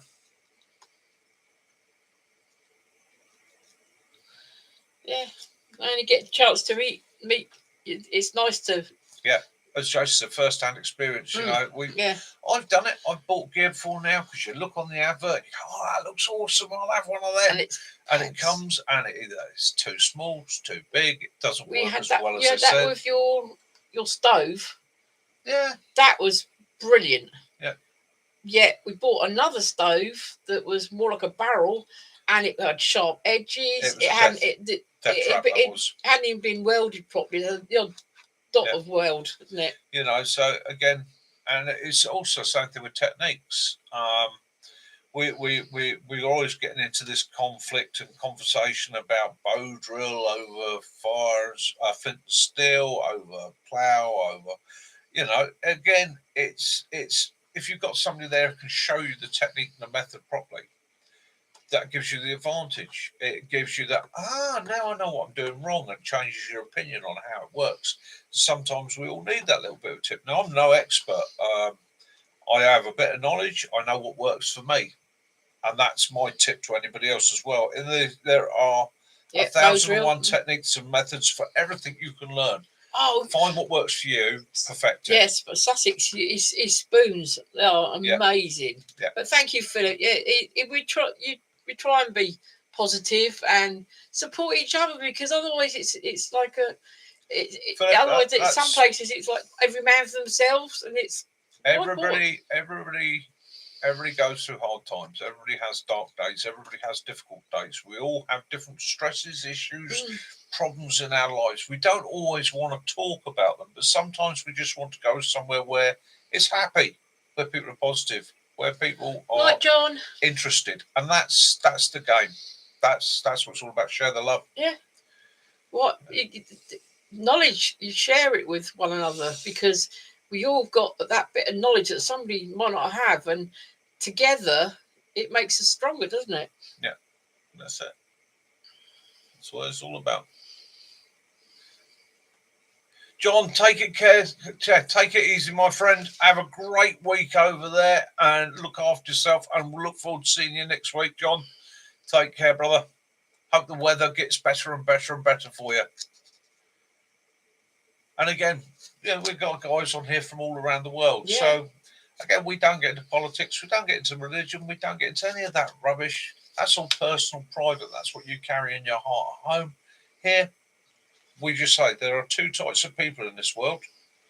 There's good people and bad people. That's all you need to know. And we try and make sure there's good people having fun, enjoying ourselves. Oh, that's nice. Philip said he runs a mental health support group helping men with mental health issues. I love your positivity. Philip, I'd love to have a chat to you one day. I would like to do up in my woods a couple of... I've always had this idea of having a brew around the fire. I've got a lot of ex-service mates, and we've found over the years sometimes just getting together for an afternoon, an evening, sitting around a campfire, having a brew, does world of wonders for guys, because it's the natural environment, and they don't always want to talk or open up, but they always say, feel a little bit better when I leave. So... we use the 3 words, and we send that out to everyone when we have the date, for those who haven't had it already. Yeah.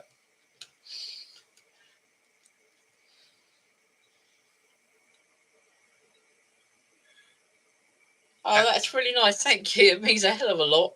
Andy, what we do is, like as Kaz said, we'll email it to you. And that I don't want to put it out there in the open, because I'm not being rude. I need to control the numbers that come in. The other thing is there's also a little bit of operational security, because it's not my woodland. What I will say to you, it is within 5 miles of Aldershot Town Centre. Okay, it's as close as Aldershot to Aldershot as that. It's within 5 miles of Aldershot Town Centre. Again, it's not me being nasty. This is one of the things I'm asked to do by the owner of the woodland. They run a business from there themselves, which they've got to keep secure. And he's looking to get a MOD survival knife. What would you recommend? Right, if you can get so the original MOD survival knife is the J Adams, right? And J Adams is in Sheffield, still producing the same knives today. So if you go and have a look for J Adams, you will find the knives. Cookie. Now they're not cheap. Okay, you are going to spend the money to buy them now. It's that, or literally get round every army surplus store you can find and find out if they've got any in stock. The army are disposing of them all, getting rid of them, which means the original in-service army survival knives are going to get rarer and rarer and rarer. Okay, if you can grab one of those, you can get copies though, Max, can't you? You got a copy. 5 years ago, you could pick them up for 34 quid each. Now they're just shy of £100, but there are. I like that, Andy.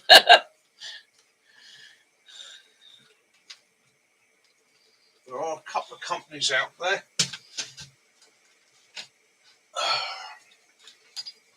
Right. Oops, sorry. So that's my one. And that is actually a Webtex copy, which I've had for donkey's years, to excuse the marks on the blade.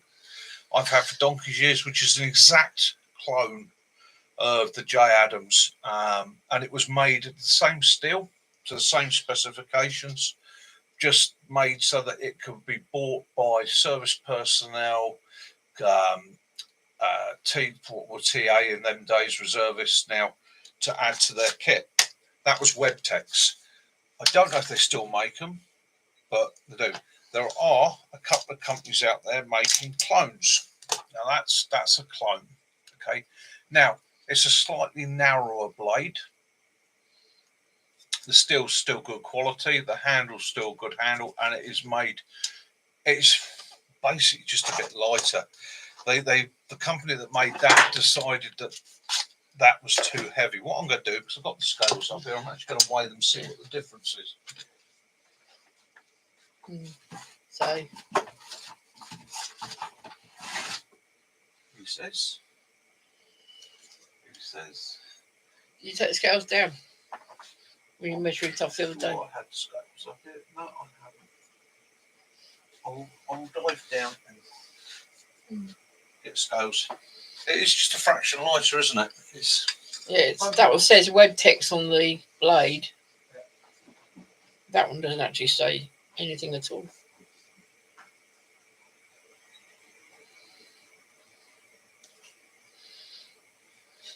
Because he's got a different point on the end of his. I think he damaged it a bit. I'll put that over there.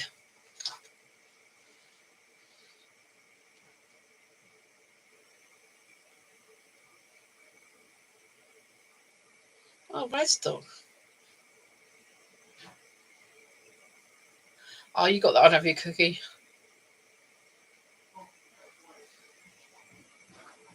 Cookie's saying that he's got one similar to that black one.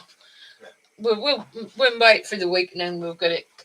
Yeah, I'll look up all the information and details and I'll get it posted up to the channel. The other one. It says exact on it's the same as he's got on Combat UK, so it probably is Combat UK. Yeah, I think that was Combat UK. It's a good enough knife, but what you can still find out there, fairly cheap through the army surplus stores, is the Go-Lock. Okay, and yes, you have to reprofile it. You have to reprofile the edge on it because the standard edge is pretty poor. But thanks, Andy, believe it or not, make a damn good survival knife. Okay, they are a good piece of kit. Just make sure and get a proper MOD one, and you'll know it's an MOD one because it will have the crow's foot and number stamped on it. There are some cheap Chinese copies that tend to snap here, but if you get the MOD version, these are like a pry bar. Great bit of kit. Ideal for being up the woods, clearing undergrowth, doing all those little tasks that you need to do. Now, what I will say about these knives, Lawrence, to get an MOD survival knife, they come as a left-hand side hanger as a standard. That was where it was designed to fit into the webbing and on the kit. But you made your own, didn't you? Yeah, you can put an insert in the sheath and swap it from right to left, which is all I did. I just literally made myself a little insert to swap it round. Because these days I'm not carrying webbing, pouches, water bottles and all that sort of thing. Good night, Philip. Hopefully that helps. Hope you have a good week and hopefully see you next week.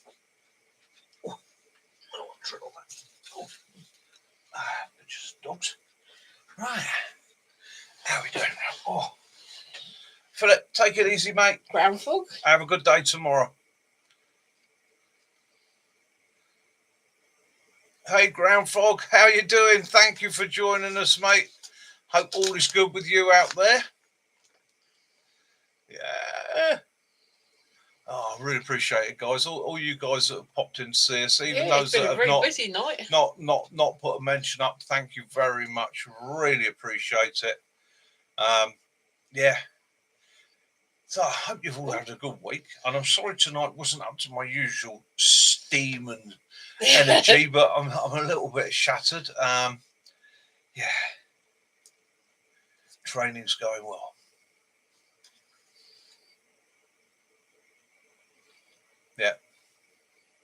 Yeah, Wessex Blades. Yeah, you can go through Wessex Blades. They do some good conversions as well. Is it Kiwi? Is that the Chinese copy, or is that the Combat UK one? Philip, no problem at all, mate. No problem. You're more than welcome to play this. Yeah. Play this stream too. I've actually left it so that people can copy my stream, and if they want to replay it to your mates. Yeah. Webtex. Right. Yeah. Grab it then, mate. Yeah. The Webtex. Yeah, absolutely brilliant. It's worth it. I've had that 30 plus years, and it has taken every bit of abuse I've thrown at it. It's done everything from it's been used as a climbing aid, an anchor for a vehicle, an anchor for me numerous times. It's wedged out rocks, it's hammered in stuff, abused stuff. I will do, Andy, as soon as I go downstairs, I'll check that. Yeah. And the beauty of it is, right, and this is one thing I must say to you, when you get it standard in the box, out the box, same as the MOD survival knife, it is not the sharpest knife in the world. In the box. What you need to do is reprofile the edge yourself to make it what you need. But bear this in mind. It was designed not to be super, super, super hard. Super hard knives are hard to sharpen in the field. It was designed so that a squaddy, it was a survival knife. Find yourself in a jungle environment, it will get blunt. You will need to sharpen it. You can literally sharpen it over a river wash stone. And that's the beauty of this knife. If you're looking for something that's going to be razor sharp, non-stop, just drop it every now and again, it will be fine, then you're probably looking for a lot more expense, but you're not going to get something as durable. These things will take the abuse. They're designed to be resharpened and reused, and that's the truth of the matter. Yeah, it's I went off.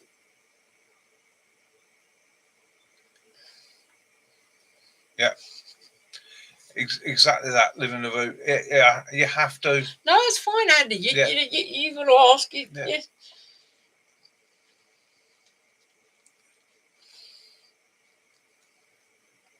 That's what. Andy, that's the fine. reason that's what why I'm here for, mate. He has the wall up there. Yeah, that's he moves things about all the time. Yeah, that's the whole idea of that. It gives a chance for people to ask questions. You know, and that's the idea of it, is so that guys can look at it and go, "Oh, what's one of them?" You know, could you bring that to the camp? Could I have a look? Could I try it? Could I fit it? The other thing with the MOD survival knife. Okay, so whether it's an MOD, Webtex, or a clone, the standard handle, as you can see, is quite boxy, bulky, has no real character to it. Right, you modify it to suit yourself, and that was the idea of the handle or the grip. It was designed to be quite large and boxy. You shave it down to fit your hand. Tip I'll give you is shorten the handle, the grip up here, so that the metal plate extends out, because then if you need to use it and strike it that way with something, you're not going to damage the scales. Okay, and just sand it down to fit your hand, make it comfortable for you. I also sanded out a little ferro notch there, but I put it in a place where I can place my thumb on it and use it as a guide. Yes, love. Could you also know, is that Orange Action Anglo Arms? No, it's no, that's a Fiskars. Fiskars. Yeah.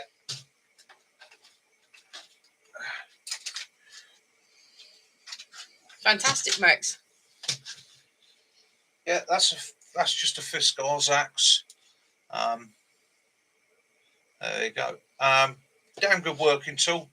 And I know it's not really bushcrafty, but I used to work in forestry, and a lot of the guys that I work with over the years carry these and stills, Oregons, and so on. And the reason being, I can work with that all day long. I've even got my own axe. It's weighted well. Little one. It's got a good weight, but the weight's where you want it. The handle's designed to last for years. It won't give you blisters. You can abuse it. People sit there and they go, "It's a polymer handle. It won't take abuse." They take abuse. These are working tools for foresters to carry all day long in the woods, doing their forestry works. Okay. Yeah, Virginia said that's a splitter for sure. Yeah, it is. I tell you what, Virginia, it works brilliantly as a splitter. It's a good combination of splitter and edge. It's one of those. It's a flat edge. You can. Yeah, Jason uses a Fiskars 7. Yeah, you can get that razor sharp, and as a splitter, works superbly. You could almost use. I've used it as a chisel before now. It's a great little bit of tool. Yeah. Hi Janet, how you doing? I've got a little bit of Damascus made into a letter opener. It's like I've got a little tiny axe. Yeah, and the handle is actually made of water buffalo horn. The last piece of Damascus I ever made in the forge, made 2 wedding presents for a wedding present for a couple. Yeah. And made a couple of the bits I had left on the block. I made a couple of bits and pieces for Kaz to keep, and then turned around to her and said, "If anybody ever asks me to make Damascus again, tell them no." Yeah, my days of doing that done. I've got a small knife. It's got a Damascus blade, but the handle is made of bog oak. Yeah, and that was again where you made the gift for the wedding for the groom and the bride. He had some of the bog oak left, so yeah. Yeah, that's a 90,000-year-old bog oak. Damascus steel blades. So I made a skin do for the gentleman because he was of Scottish ancestry. So I made a skin do sheath and that. So that was a nice little. Benny, so just checked on Amazon. They're quite affordable as well. Those Fiskars axes. Yeah, they are. I tell you, a lot of people sit there and they go, "Oh, it's not wood with a sweeping handle." That's a Grants Forge Brooks. Okay, how often do I use it? Very rarely. Why? Because if I break it and damage it, it's a nightmare to replace. It's damned expensive, but it's a beautiful axe. Okay. The Fiskars. If I'm going out and I'm doing some wood clearing, I'm doing some. The Fiskars is the best splitter. Right? It's easy to sharpen. It's a great tool. It doesn't look very bushcrafty, but take it from me, it's a great tool. If I was a Viking in the modern age, I'd probably be lugging a Fiskars, especially as I'd be getting wet regularly. Brilliant, Andy. That is jumping on. Yeah, I've got a small hatchet axe. There was a gentleman. What he does, he goes round to the country shows and that, and car boots and that, and he buys up axes and he cleans them up and that, and so I've got my own one that cost me £5. Yeah, and again, that's down here. Yeah, it doesn't. Hello, Cave Beast. It doesn't have to be expensive. That is Kaz's one. Yeah, it's find what works for you. Practice with it, maintain it. I do occasionally get people who say to me, I've changed axes. I'm buying an expensive axe because my cheap axe is no good. And I often say to them, if it's a cheap axe, is it the axe itself? Is it the length, the style of handle? Is it how you sharpen it, how you profile it? Because quite often when I get an axe, I'll reprofile that edge anyhow. I'll change the edge to suit my needs, whether it be for carving, whether it's for heavy work, splitting, or even for if I had to from a combat point of view. Again, each one of those is going to want a different edge for a different job. What else? Cave Beast is in.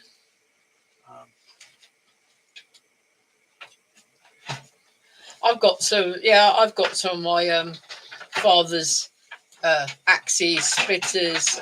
I've got his walking sticks and all sorts we're talking about axes. That's one I made in the forge. Oh yeah, you made that one. Yeah, that was I wanted. Bearded one. Yeah, bearded axe. And the bearded axe, the Viking style bearded axe. What did I discover with that? That beard, I was always told, was for pulling the shields of enemies. Nah. It's not. The beard is actually so you can shrink down on that knife. Yeah, knife, no longer an axe, and use it fantastically. That becomes so many other tools with that beard in there. Right? It's just absolutely superb. Even when it comes down to preparing game and animals.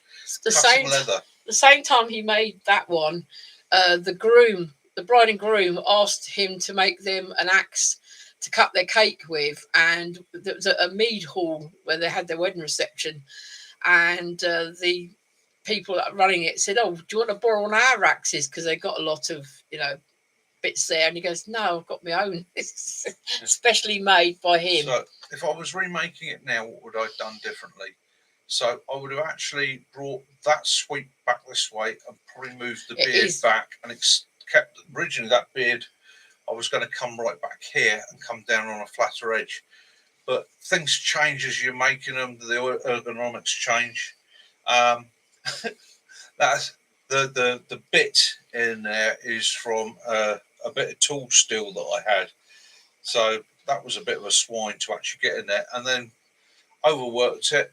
I made the bugger too thin. It's too flat here, really. For if you look at it won't split. It tends to get stuck in stuff, which is a bit of a swine. Yeah, we are the fans of the mead as well. So is Willow. It makes a nice ornamental, and come the zombie apocalypse. Yeah.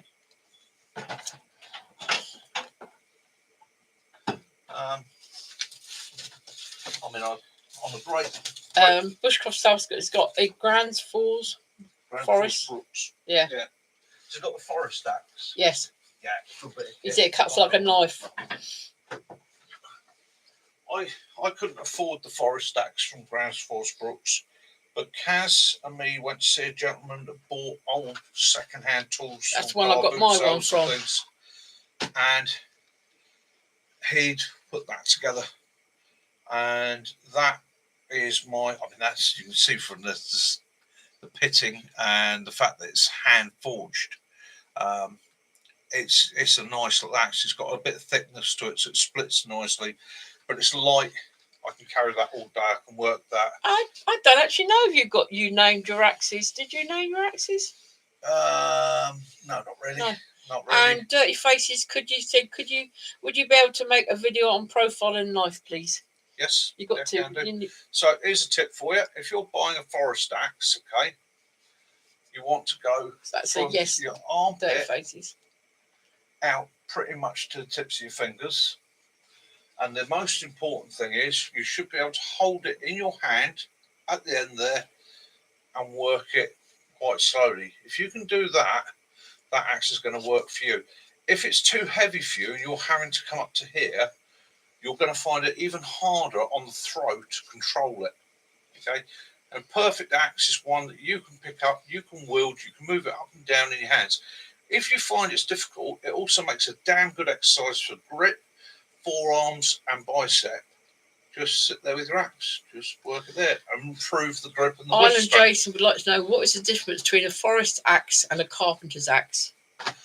Forest axe is a combination of felling, chopping, axe. It is basically a forester's axe was designed to be carried on the belt, normally alongside saws and felling axes. Felling axes are basically just too heavy to use for all the small tasks. Carving axes tend to have a finer blade, a lighter head, to allow you to have more control at very close range. Very similar to an adze. If anybody's ever picked up and handled an adze basically looks like an axe, but the blade's turned towards you. I'm not surprised. Designed for carving out, making boats, barrels, whatever you want to do. It was actually quite a light tool. It's not something you want to throw. It's something that you want to work quite close with. And that's the other thing, is by having a forest axe rather than a felling axe, you can get up and do close work with it. Yeah, Stealth said he's still banned from axes after he smashed himself in the knee. Were you? What? Yeah. Yeah. You just that was painful. The sympathy thing. Yeah. And again, make yourself a cover for your axe. Please have a cover on your axe, even if you do something like I've done there, make something simple, because I see so many people walking with axes in their bags and on their hips, and that axe, that blade is lethal. You fall on it, it will do you some damage. And if you, I mean, I could convert that over for carving. I'd put a finer edge on that there. I don't need it too sharp. It's got a little bit of weight to it, not too much. But the other thing with carving is I like my fingers to be able to come down onto the blade. That gives me control if I'm doing feather sticks, if I'm trying to do some light carving work. You took your fur off. Yeah, I like to turn it that way on so that I have that level of control. I can also then, if I've got something that I need to push through a knot, I can put that hand on there and push it through. And you said there are side axes too. There are side axes too. Yeah, side axes, adze. There's, do you know, they're it's like bill hooks. Well, Kiwi found an axe head, he said, in the stuff you gave him, so he's going to put a handle on it. Yeah. Just in the UK, there are, every parish within every county had its style of axe, its style of bill hook, its style of hedging cleave. I still got some of Dad's bill hooks. Its style of slash hook, scythe, and that. They all adapted their own different ways. Usually, it came down to parishes because it was the local blacksmith that made it, and he would put his own little twist, design, angle on things. He would shape the handles different ways, and sometimes it would be different because they'd be working different woods. So they might not be working hazel, they might be working ash, they might be working chestnut. So it all's very, very interesting subjects. Bill said Navy lifeboat exam, early 70s. What is an axe used for in a lifeboat? I chopped one chopping firewood, 2 cutting foul ropes, and 3 keeping discipline. Yes. Yeah. I'll go along with that. We used to watch Alex Steele, didn't we? Yeah. He was an interesting young man. Yeah, don't lose your temper. Yeah, axe and knife sharpening, Zen moments. Yeah, got me chilled. Kaz will tell you, I come up here, the music goes on, get the smudge, white sage, smudge, set up, get myself comfortable, nice cup of tea, got the tunes going. I like to have music when I'm sharpening, right?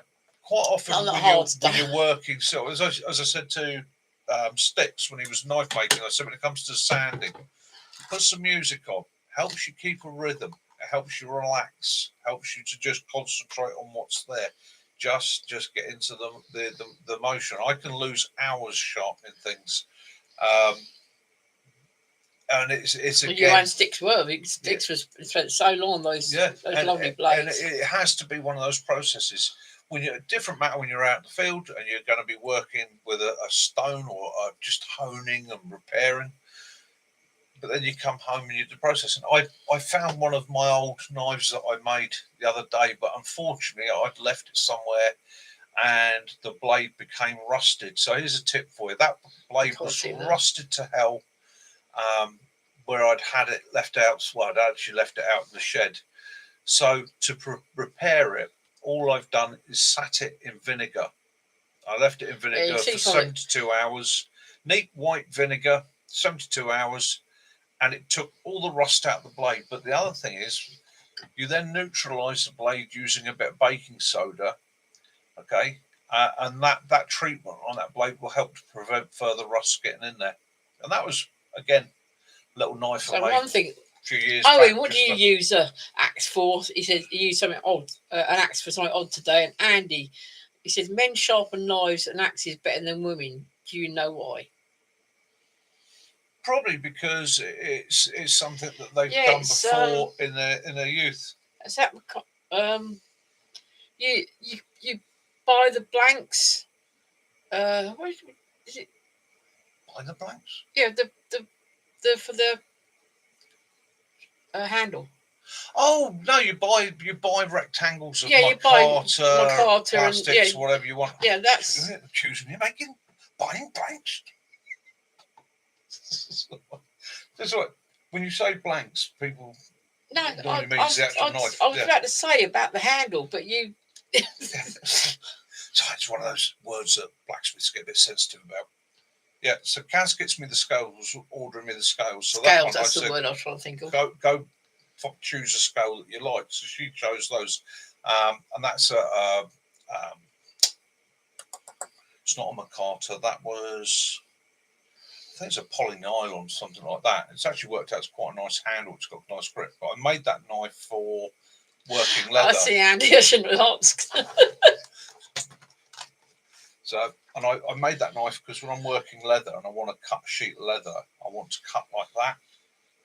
So it gave me a knife that I could run up the leather and cut with, and that holds a beautiful edge. Just a piece of tool steel again. No, it's not. In fact, it's a file, Farrier's Ross. Yeah, you can see the scales on it. Yeah, that was a Farrier's Ross, and that's, I don't even know if that's right. So I haven't sharpened it. It is literally been in the shed for about 4 months. Got rusty. I've treated it in vinegar. I've not sharpened it. Yeah. Yeah, do a bit of a honing, but I'll put that on a strop for 5 minutes and that'll be fine. Be razor sharp again. Owen said that he coated his axe in beeswax last year and it kept it free from rust. Yeah. It got a nice finish too. Problem with me is I made probably... Night, Benny. Take it easy, lovey. 30 knives towards the end that literally were just trying ideas, and they ended up...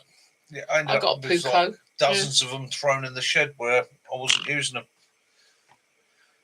Oh, right, 2 hours and 2 minutes. Guys, I'm going to have to call it quits in a minute because I got cheese toasty calling me. I might even throw a little bit of chorizo in with it tonight. What, not having the beef? We had roast beef tonight, and somebody, when they were talking to their mum earlier, was helping himself to the cooling down beef. Slice of warm beef with a bit of horseradish dolloped on top of it. It was good. It was good. Well, thank you very much, everyone, for dropping in to this week. I hope you've all enjoyed it. I hope you've all had a good week and a good weekend. I think we're up to 42. Yeah, tomorrow is Monday, start of a new week. I look forward to seeing you next Sunday. Stay cool. Be happy. Have a great time. Jason, the Yorkshire puddings, if you still got them warm, try them with a bit of jam. They taste just like donuts. Yeah, it's an old Yorkshire trick. Yeah. Have a fantastic week. Ray. Enjoy yourselves. Thank you for joining us. Hiya, Faye. Night, Faye. Ray, stay safe, mate. Have fun. Be good. Enjoy. Kiwi, take care. Look after yourselves. Dirty Faces. Night, mate. Andy, I will check the emails, Andy, when I go downstairs. Jason and all my friends abroad. Mr. D, Virginia Bushcrafter, FU crew. Is there anybody else? Lefty. Oh, so many of you now. It's getting difficult to keep the numbers up. Cookie. Yeah. Nice to meet you. Have a stunning week. Ground fog. Yeah, all of you. Have a great week. I'm going to go get a cheese toasty. Look after yourselves. Have fun. Get outside. Have your adventures. From all of us at Hampshire Outdoors and Survival, from Mac, from Jason, from Kaz, from me, from Willow. And the Willow, yeah. Have an awesome time. Love those you do. Forgive those you don't. And as always, may you all have peace and light upon you in this glorious world of ours. Stay cool, guys. Stay loose. Have fun. Mickey out. See you next week.